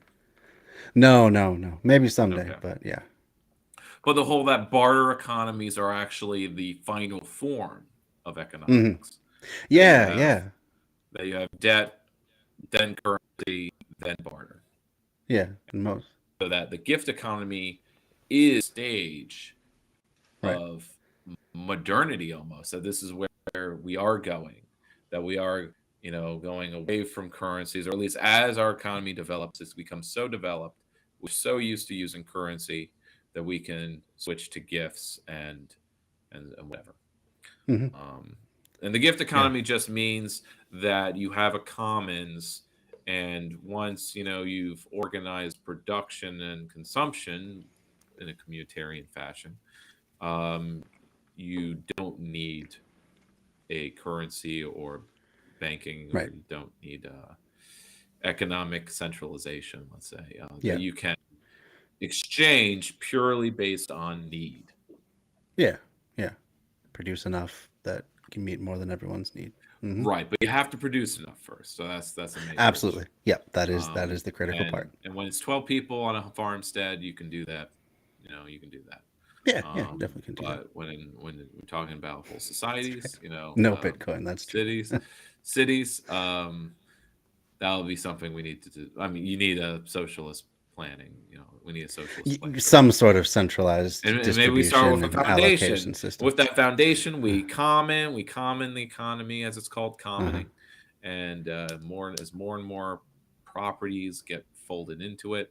Like Christianity, they're only able to get the state off their back by having a foundation where they're slowly making payments to the government, I think. So they were legitimately owned. Buying the land outright. Because otherwise they were really fighting for their existence. The city was like trying to evict them, and it was like this is in the 80s. I think they came to an understanding. And that's where maybe the rules about hard drugs came in. But obviously it doesn't matter. The cops. I think the issue was that the deal is we'll allow the cops. We won't fight the cops. We'll allow them to come in and, you know, police, I guess, in return for the recognition from the city. Yeah, that might be the deal, if struck. And that was a while ago, obviously, but it's I think the deal of them slowly owning it is developed since the aughts. So Yeah, I think that's what he said. Something like that. Because it's not like all the people there are not isolated. They're probably all working in the city. I mean, it's a neighborhood, Copenhagen. Yeah. Yeah, definitely integrated more. Kind of naturally, without schedule, without like rules, but just like I give what I want to give, and somehow the universe or whatever we want to call it will give it back to me. And so it did work the journey for 3 years and a half, and I also became vegan in the journey. That was also part of me. Like you have to give freely, but also not to take things that are not given free by someone. So this means life of animals, but also their products. And all this was really great in a journey, like traveling, going from places to places. At one point, we were just thinking, okay, this is great, but maybe we could just create a place and to make it more permanent. So that's where the idea of Utopia was born. We've been trying during 3 years to find a place because we didn't want to buy it. We wanted to have something like given, like to start purely for decoration. Okay. Food. Yeah. Sure. But it didn't work out. We tried in 2 places, and every time it was not working because the place belonged to someone I was given a few when I was young. Yeah, I think we made. I think. Oh, I didn't make them, but I was gifted some as a kid. I forget how and why, but I still have the small one. It was, or no, maybe it was. We were. You know what it was? It was more. We were traveling in Arizona, and my mom bought like a tiny one for me or something. Oh sure, yeah, those are all over the place. I don't know if I asked for it, but look, I was 6. I didn't know better. Okay. Yeah. Right. Yeah. Yeah, it was the same for me. Like we made an elementary school. Some native guy came into our class, taught us how to do it, and we did it. So, okay. Well, that's sharing, like that's more cultural exchange. That's not Right. Yeah.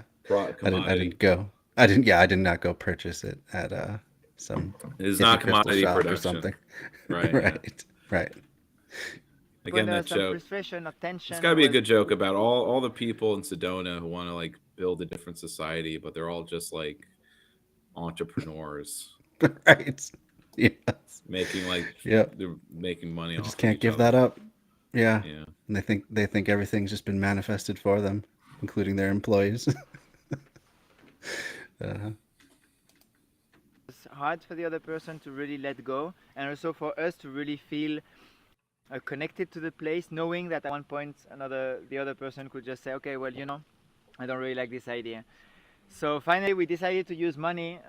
It matched a little bit with the birth of my child, which also at that moment I stopped not using money because I realized that it was maybe more important that Jasmine and my daughter were happy and had all their needs fulfilled. Even if the life without money was pretty okay, still some tensions and some fears that are pretty complicated to face when you have a child in a normal society. So I was using money again, and then I opened myself to the idea to buy a place. So we found. Is he talking about it like he's using drugs? And so they. I was on money. It seems that way. Yeah, got back on that. I was off. Big and green. Then it pulled me back in when I had a child. I had to exploit. I had to be exploited. I was free of capitalism until I decided to settle down, which is. It sounds more like his wife was like, tragic. Can we please just go to a movie once in a while or do something? And he's like, all right. So it's like the arc in Captain Fantastic. Oh, Captain Fantastic! I don't know that one. Oh, you don't? Oh, it's no, I don't. Viggo Mortensen plays the father of a family of 8 kids, and he's raising them in the middle of the woods, pure anarchist style. I mean, in the most off-grid fashion. Sure. And it's sort of a running from the world and, well, actually, it's a mix of things, but I think it was. I have to rewatch it actually to get the drama of it, but essentially, the wife, the mother died, and it's the road trip of the father and the kids leaving the woods to go to her funeral, which is being held by the stick in the mud parents who got the body, and they're in Arizona or something, Sedona, not Sedona, but just suburban Arizona, And so they're going from the Cascadia Mountain, so it's like a road trip. And there's a mix of the it's not it's good. I was afraid the movie was going to be shaming their life, like the politics and the lifestyle, but it was more just that they were too isolated, and that the father, if not the father, but the father was just wanted to go further and further off grid, but this hurt the health of the mother, because or something, and Yeah, that's yeah. didn't So want that. right. So I mean, he's not like particularly blaming himself. The kids don't blame him or anything like that. They just over the trip, the eldest ones get pretty frustrated with how not ready for society they are. Mm. Where the father was like, it was all about preparing them to resist the evil of America, but they're not really able to because they can't relate to anyone else because of their isolation. Oh, where they celebrate, instead of Christmas, they celebrate Noam Chomsky's birthday. That's awesome. and he gives like the 10-year-old like a hunting knife for Noam Chomsky Day. But I mean, he teaches them that there's like survival training and knife wielding and hunting and all this stuff, and they're kind of like they're all Katniss Everdeen, and sure. It's a fun movie at times because like they shoplift from a supermarket and they go around in a converted school bus, and they steal the mom's casket and give her a proper burial, the one that she would have wanted. Yes, and it ends with them basically doing this, actually having a more normal off-grid homestead, but one where the kids go to school, normal school, even though they're reading at a very advanced level and they have lots of books, but nothing beats real. So they're not socialized is the issue. Sure. There's a perfect scene that I did watch the whole movie, but you have the son. God, what was it? Basically, it's like, Dad, I'm not. Oh yeah. It's a, don't worry. Oh yeah, it's like he's asking the father like advice on talking to the girl at the gas station. It's like, just avoid Marxism and that you're a Trotskyist. I'm like, Dad, I'm not a Trotskyist anymore. I'm a Maoist. That's hilarious. That's how they rebel. I love it. Well, I mean, that's the punchline of him like ranting back to his father about like a bunch of things. It's oh no. He uses trot and he goes like, Dad, it's Trotskyist. Only a Stalinist calls a Trotskyist Trotsky. Oh yeah, he said Trotskyite. Only a Trotskyist a Trotskyite. But I'm not a Trotskyist anymore. I'm a Maoist. That's awesome. Yeah, I'm not sure how I missed that movie. It sounds really good. Captain Fantastic. Captain Fantastic. I will look it up. I don't know if it won an award or not, but I guess it wasn't on the main docket of the Oscars. Yeah, I would imagine not. Not with that subject material.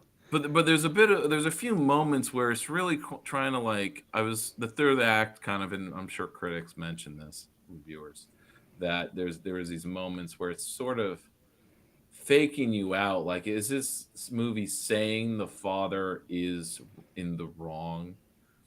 Like, there's this argument between the stability of the bourgeois suburban grandparents wanting to take the kids from him and paint the father as being a immature, irresponsible person.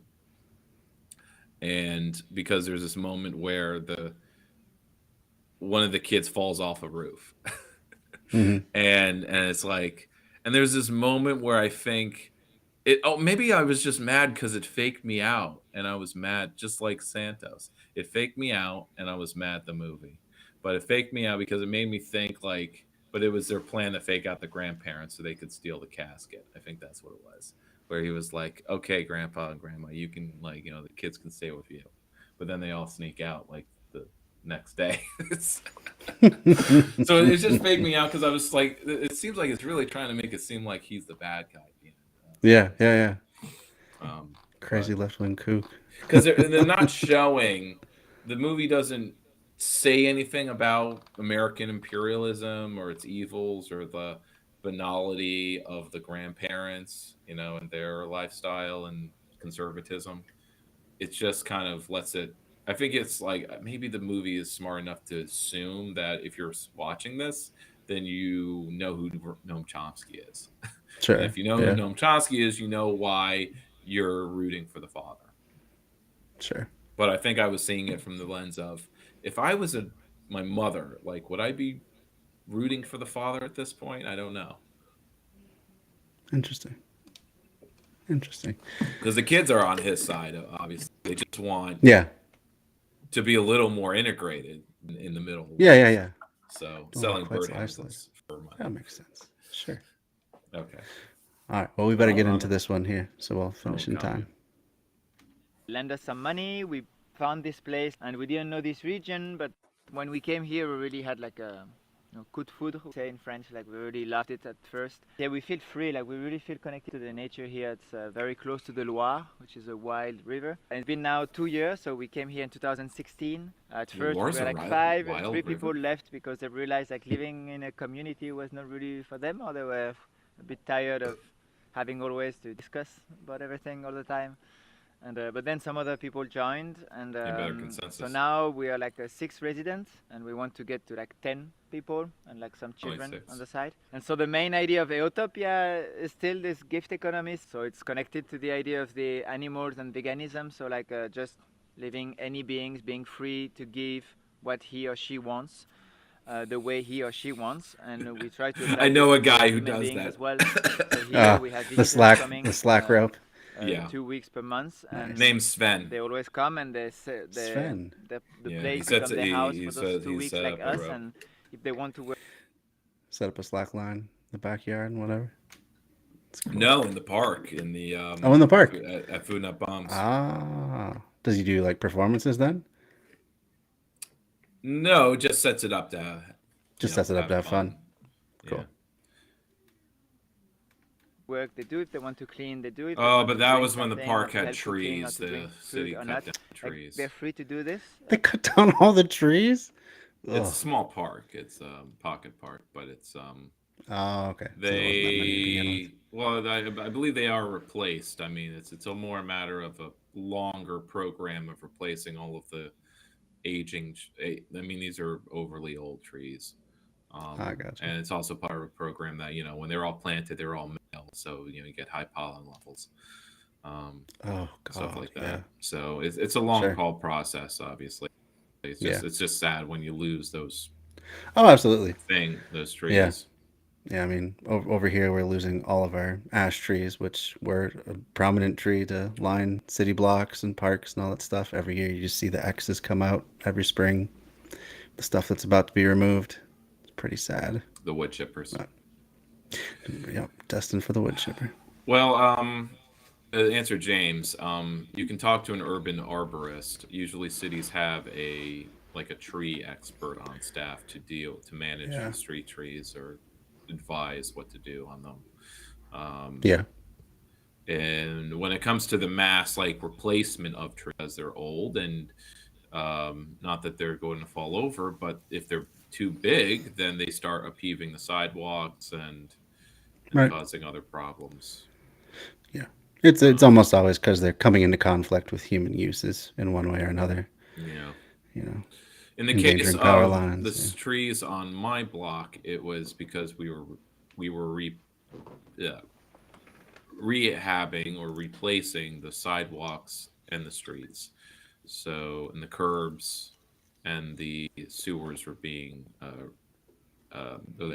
expanded. So this couldn't be done with the trees there. Gotcha.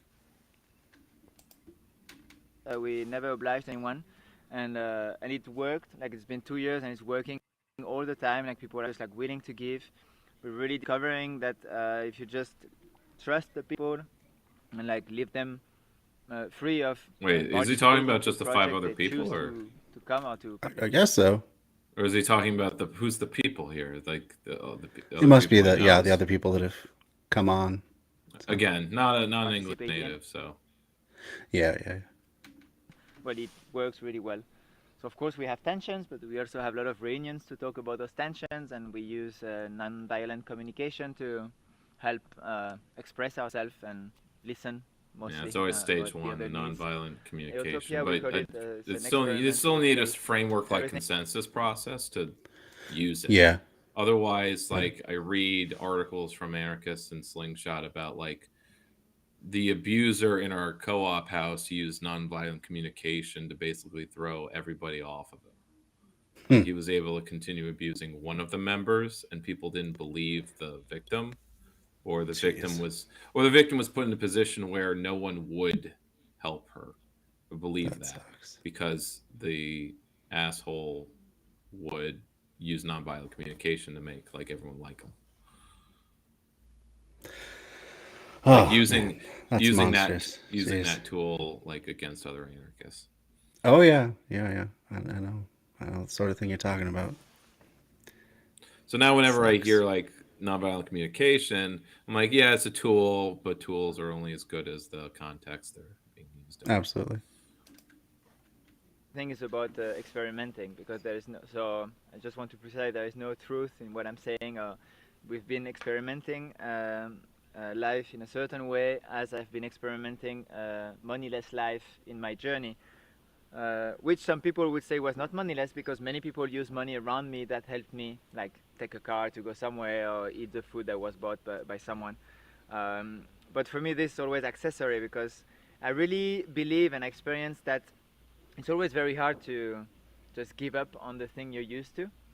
So like stopping using money, it's actually like a tool. For me, it was a great tool to just force myself to say, okay, I won't choose anymore what I want to eat or where I want to go and where I want to sleep.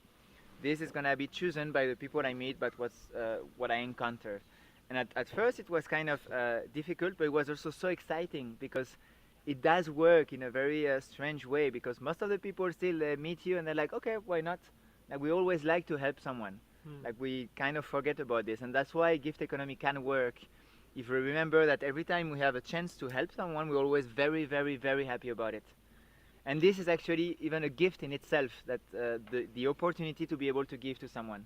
Some people are looking for this all the time. So actually when you go like this and you open yourself, you put yourself in a situation of vulnerability. So, and the people sense it.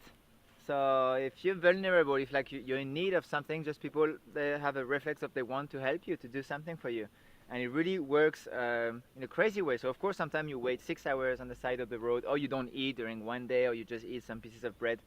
It's not like perfect, but you get to your destination, you find food at one point, you always find a shelter somehow. We slept a lot outside as well, but it was more because we also didn't want always to be in the house of the people, because we thought, okay, it's also about being in the wild, and okay, what it is not to eat for one day and realize that actually it's not too bad.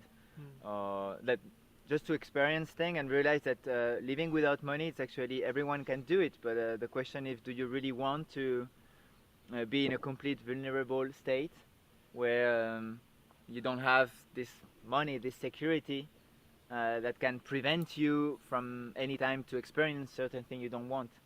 So for me, this moneyless was really interesting to just also try this and accept or understand that money is just a tool, and the whole world, we're all vulnerable in any way. Like something could happen today and you cannot do anything about it.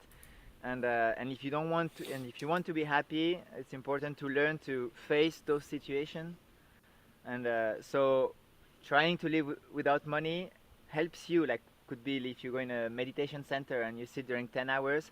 It's also for me like another tool to accept a situation, to train yourself to be able to accept when something bad is happening, or then you don't have something to feed yourself or something, and realize that it's actually okay. So for me, it was really important to actually find kind of a happiness. To really find myself and realize that whatever happens, There is always a way to feel happy, and I would really invite anyone to just try to experiment it because it teaches. There's a reason I only watched the first 5 minutes because he's not talking about their community or whatever. I'm sorry, this is the best video I could find by typing in. And so YouTube is just fucked for this topic. Really? I just wanted to find a video on gift economies. Yeah. And maybe I need to try searching, but this is one of the top videos. Like, this is the video that seemed to make some kind of sense. It's just maybe it gets better once he gets past this rant or something, but he's just kind of rambling at this point. Well, that's what I think I discovered. The whole video is just him rambling, and I mean, it's not just rambling, but just rambling in a way of, oh, so good of you. You went a day without food. I guess that makes the person I see a bike going down the hill who's on the street who also hasn't eaten in a day. I guess, it's okay for them to not eat every day. Yeah, it's okay. Yeah, it's not so bad. I figured out. Oh, they're real spiritually fulfilled, or it. Oh, I think this. We're already kind of discussing it. There's sort of a place of privilege that this comes from, right? Where he had his whole life, he could choose whatever he wanted, and for him to feel free or less alienated, he had to be in a place where he didn't have a choice. Mm-hmm. And what can you do when you're, I don't know, some privileged middle class person? What do you have to do to put yourself in a place of vulnerability where you don't have a choice anymore? Besides maybe class suicide, you go moneyless, I guess. You go like aesthetic. Right. And that's why I don't really have too much respect for that, because it's like, well, if you really wanted to feel vulnerable and spiritually fulfilled and share with other people, well, there's ways you could have done that without just didn't focus on you. If anything, you feel less alienated when you're focusing on others and doing things for others. So he doesn't really talk too much about it. This is not an gift economies, unfortunately, and I may have to look to see if there's some lecture of some kind. Just maybe not be an interesting video. But I was also just looking for communities that do gift economy, and it just really isn't, because at the moment it's just an idea that gets overlaid on any kind of communitarian stuff. Sure. More of a fringe thing, not the main way of doing commerce. Yeah. So, my brother's calling me. Sure. Hey, Lou, what's up?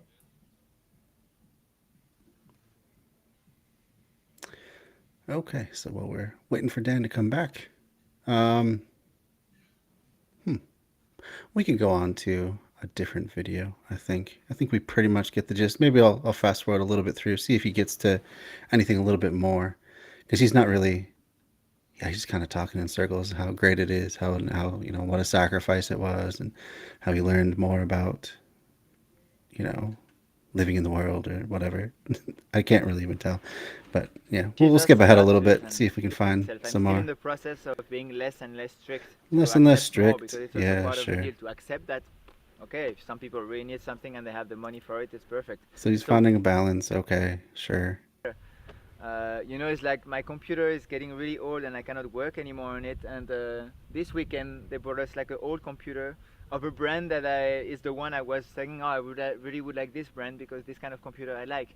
It's for me it just works. Like we needed to print something, and in the trash looking for food we found a printer with print, and it's still working. It's been 1.5 years now. There's many little. Yeah, see, that doesn't work on a large scale though, because to have that kind of refuse flow where you can find all this stuff, you have to be wasting a lot. As the larger society has to be wasting a lot. So, I mean, good for him, and he seems to kind of be alluding to the idea that it just, whatever I need, just manifests. It's like the bare necessities will come to you, sort of thing. Jesus has provided it. Right? Yeah. So. I don't know. We don't have Interesting time for another guy. video. There was there was a few other topics I could cover that don't need a video.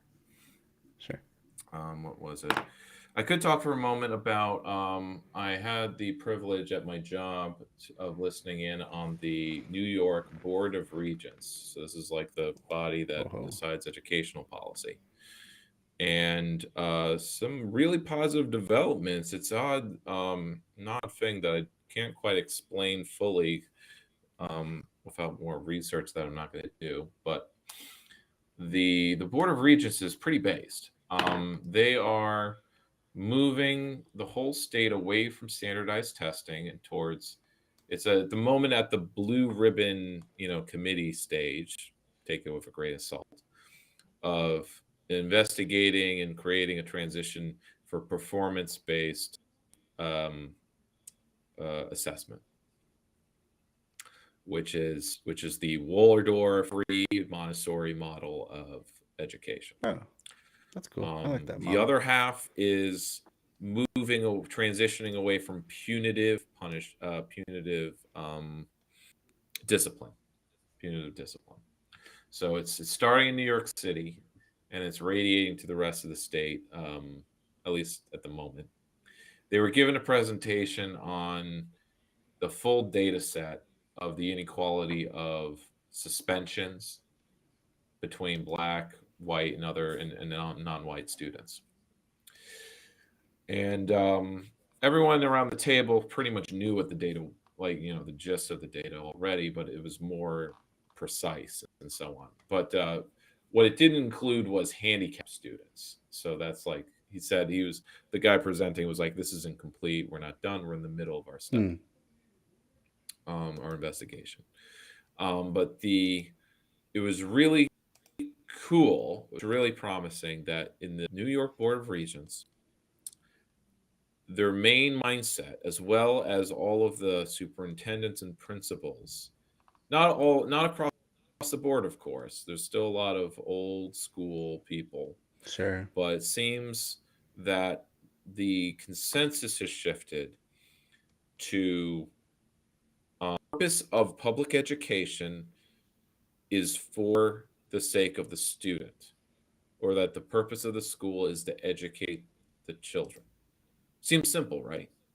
Right, yeah. You might be surprised how many superintendents and principals see their role, the purpose of the school is their main issue is the safety. Safety is first. Education is second, kind of thing. Sure. And when you put safety first, then coming at it with militancy and punitive punishments. Sorry, that's a synonym. Punitive discipline. Yeah. Or you get to a point where you just want to remove all the Black boys because they're the troublemakers or they're violent or whatever, or they all have bad home life, so they're just tough to deal with, and every school district is underfunded. They can't handle it. That's how you get the horror stories where, and this is what the liberals were trot out with, we can't go completely willy-nilly, no discipline. Look at this school district in Florida where the kids beat up the teachers. Right? Mm-hmm. I'm like, yeah. Well, what's going on with the school district? Yeah, they probably get no funding, no support. Right? Yeah, it's it's probably the poorest district with the worst resources. They got no extra help. No, in Albany school district, most there's usually some TA in most classrooms. It's never just one teacher. I mean, not never, but I mean it can be. But when I was subbing, it seemed like classrooms had at least when it was under middle school, you had more than one adult, or you had a teacher who was a floater who would go from room to room to help out whoever needed help. For sure. That way, a teacher could focus on education and not classroom order, as it's put. And so there was a clear exchange where everyone on the Board of Regents is a former superintendent or principal. This is the next level for them, and one of them is they'll say well, when I was a superintendent or when I was a principal, when referring to their own experience, one of them spoke of in her question or comment. Well, what about reforming in-school suspension? I made a point of making, we reduced out-of-school suspensions by perfecting in-school suspension, making it so that we can put kids in in-school suspension, which is still punitive, but like make sure they don't fall behind, because the main issue with the suspension is that you are ensuring the student is going to fall behind. You are basically saying you are going to fail the year. You are going to be a dropout. You might as well drop out as soon as we suspend you, especially the districts where they're handing out 20-day suspensions. 20-day? Oh my God. Maybe not all at once, but I think it was part of the data set of like this district gives on average 20 days of suspension per student. That's crazy. Per black student or something. And these are the most rural districts. So the most rural districts are going to be the problem spots. They all acknowledge this. Where you have a racist principal who's just like, get these, there's 3 black kids, they're all going to get suspended or something. Yeah. Get them out of here. But one of the experts responds quite clearly, both with kind of a question but also a statement, but I've been clearly articulating. There is no evidence that any suspension helps the child. Yeah, right. Right? And by saying that, that was basically the end of the discussion. The principal, the regent, basically like, okay, you have a point. It doesn't help the kid.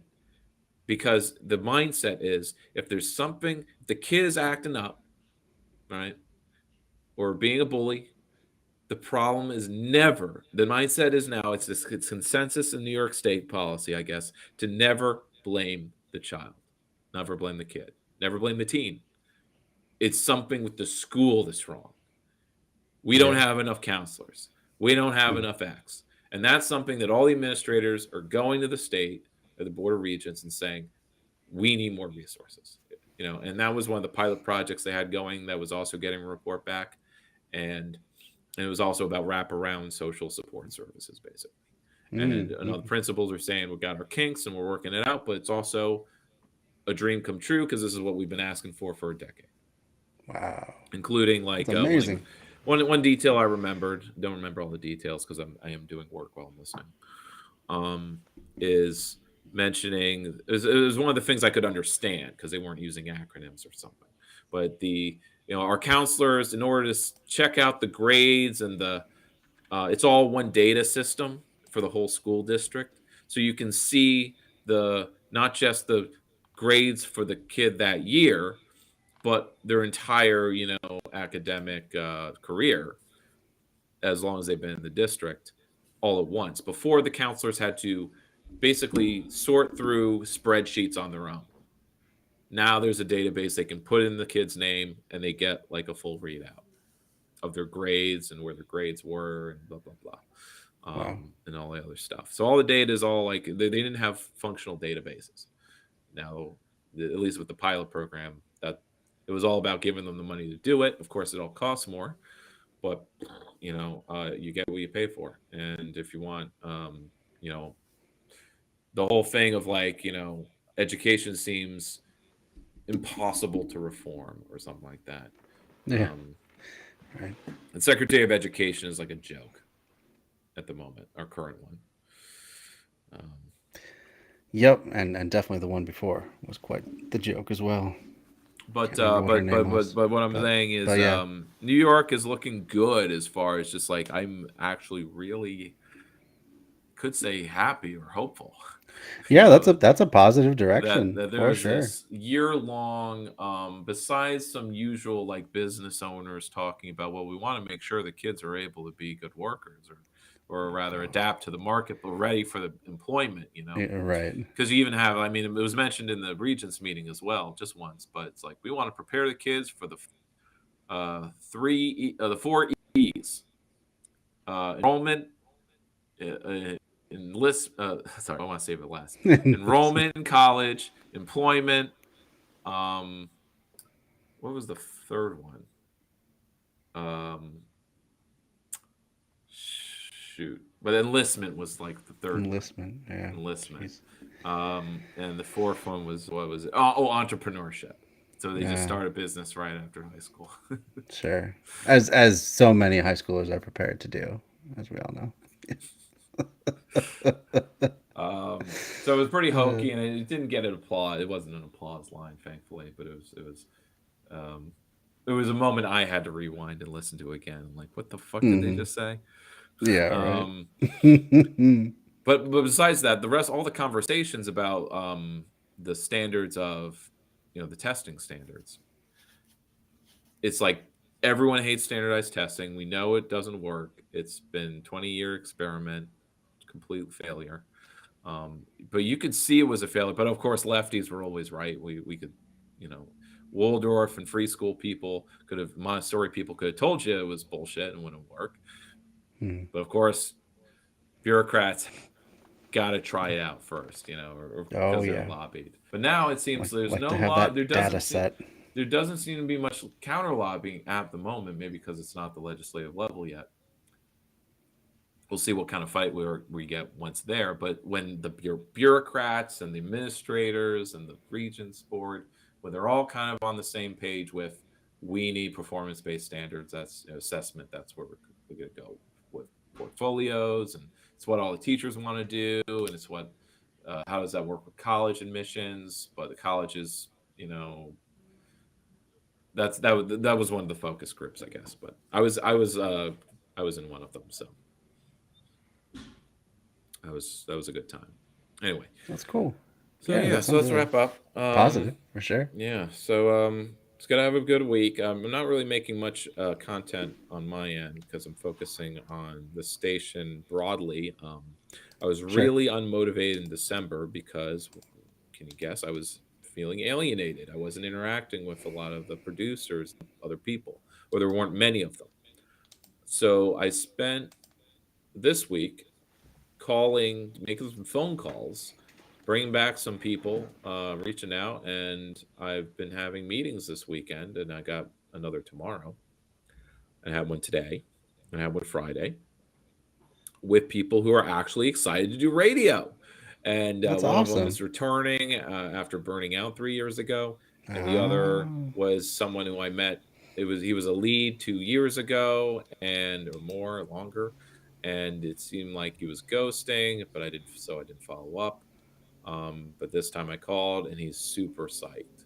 So that's the motivation one needs to really do the job, get the work, and feel less alone, more hopeful, more utopian, you could say, because we gotta act to make it real.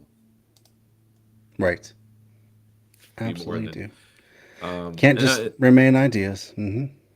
So in the meantime, for the next time, I'll look to see if I can find a proper gift economy video. Yeah, that'd be great. And maybe a consensus process video. We could just watch some sociocracy videos. They're not that long. Okay. The practice side of things of these intentional communities. Now that we've seen what they look like. Mm-hmm. And to change it up, an Occupy doc. I think they're from Al Jazeera, but maybe I'm misremembering. I think I have it saved in the, let's see, 3 lefts. Yep, Al Jazeera English. So cool. Their coverage was actually good. So I also want to mention I tried to find a video on the Venus Project as an eco-village, and besides just maybe I mentioned this last week, because there's all the zeitgeist movement content about it, it's just there's no video about what their actual projects are. Gotcha. So that they're doing on the ground. So otherwise, I do have a 10-minute video in the playlist here of the transitioning to a resource-based economy. And I think it's a similar kind of thing, but instead of, they haven't put into practice yet, but it sounds much like what we've covered, where they start a foundation, they get a plot of land outside a city, they build from a model city from scratch using RBG, and then and it's a big success, they assume, and then they replicate this in other cities, and then it becomes kind of a, I don't know if he was talking about like it'll be a micronation, but really that it'll grow out, it'll be adopted by other municipalities. That's the hope, that's the plan, the strategy. But you start with a model city, but I'd rather start a foundation and do it in a blighted neighborhood. I think is the best way. But I think they're thinking in terms of like you still need a base of natural resources to work with, and cities aren't really the place for that. But they also are, if you look at the urban farm in Detroit, which is all about. But you gotta clear a whole block. True enough. Yeah, you have to have a lot of blight to work with there. Mm-hmm. Well, cool. Yeah, I look forward very much to that. And this was a fun night as always. Thank you so much for being on once again. I put the link up in the chat there. Check out Dan's work at 3lefts.news. And I guess until next time, have a good night, Dan. I look forward to it. Have a good one. Thanks. All right. Well, that's going to do it for tonight. I just want to give you all one reminder before I go that nominations are open for the 3rd annual Lefties Awards show. And it is open to anyone who comes to our Facebook page on Left Signal Boost. I will provide the link to you right now. We have something like 20 categories, so no matter what medium is your favorite or that you know the most people in that you think deserve some recognition, go ahead on over there to Facebook and nominate them on the nominating thread. And everyone who is nominated, regardless of how they do in the polls or if anyone votes for them at all in the final vote, which will be coming up here on the 20th, I'm sorry, the nomination closes on the 20th. I think voting opens the 21st. Anyway, everyone that gets nominated, regardless of how they do, will get a little, 7-second clip on award show night showcasing the work that they're being nominated for. The only requirements to nominate someone is they have to be a leftist, of course. And there's some gray area on that. If they're, like Majority Report, I think is close enough. They definitely are willing to entertain socialist ideas, so they could be included. At the same time, people like perhaps Jimmy Dore or Haas Infrared and Caleb Maupin probably going to be rejected as entrants, even though a lot of people still consider them leftist as well. I got to draw the line somewhere, and I don't think any of them are actually on the left. But regardless, whatever your favorite medium is, whether it's podcasting, video creation, movies, we need a lot more for like music, a lot more nominees for music and various art forms. Head on over there and put in a nomination. So they just got to be leftists. They have to have done work in 2022 that you're nominating them for. And then just put a link if you would, because it helps me, because I'm the one who puts together the highlight reel. Helps save me some time digging around the internet for the various creators that people bring up. And they'll be in the show. They'll get a little recognition. And really, that's what the award show is about. It's about showcasing the best of the left and what they have produced in terms of arts and culture in the past year. So it's not like you get any sort of big reward for being a winner. It's just more recognition, and we'll do some funny little drawings of you accepting the award, assuming that you don't show up on the night, which if you are connected somehow to this stream, this is where it's going to be broadcast, the Lefties Award, only on Twitch, in fact. Be a live stream only, and then I'll upload the video to YouTube later on for mass distribution.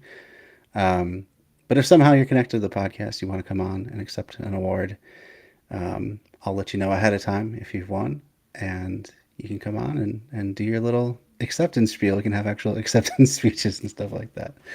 That can be a lot of fun too. But yeah, it's not taking ourselves super seriously. It's just a fun way to to showcase the best of the left.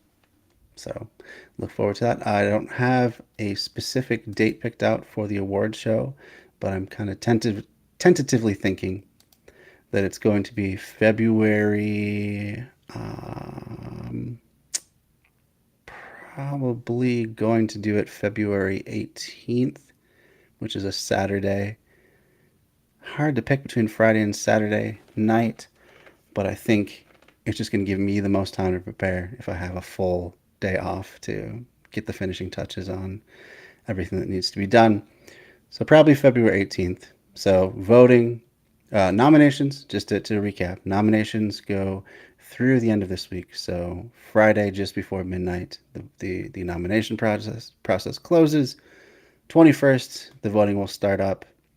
Assuming I can get everything together in time, might actually be the 22nd. We'll see. And then voting will continue on until the end of the month, so January 31st. And that will give me a couple weeks to put together the highlights reel or the award show reel, get together graphics and all the stuff I need to do in terms of video editing to make that process happen.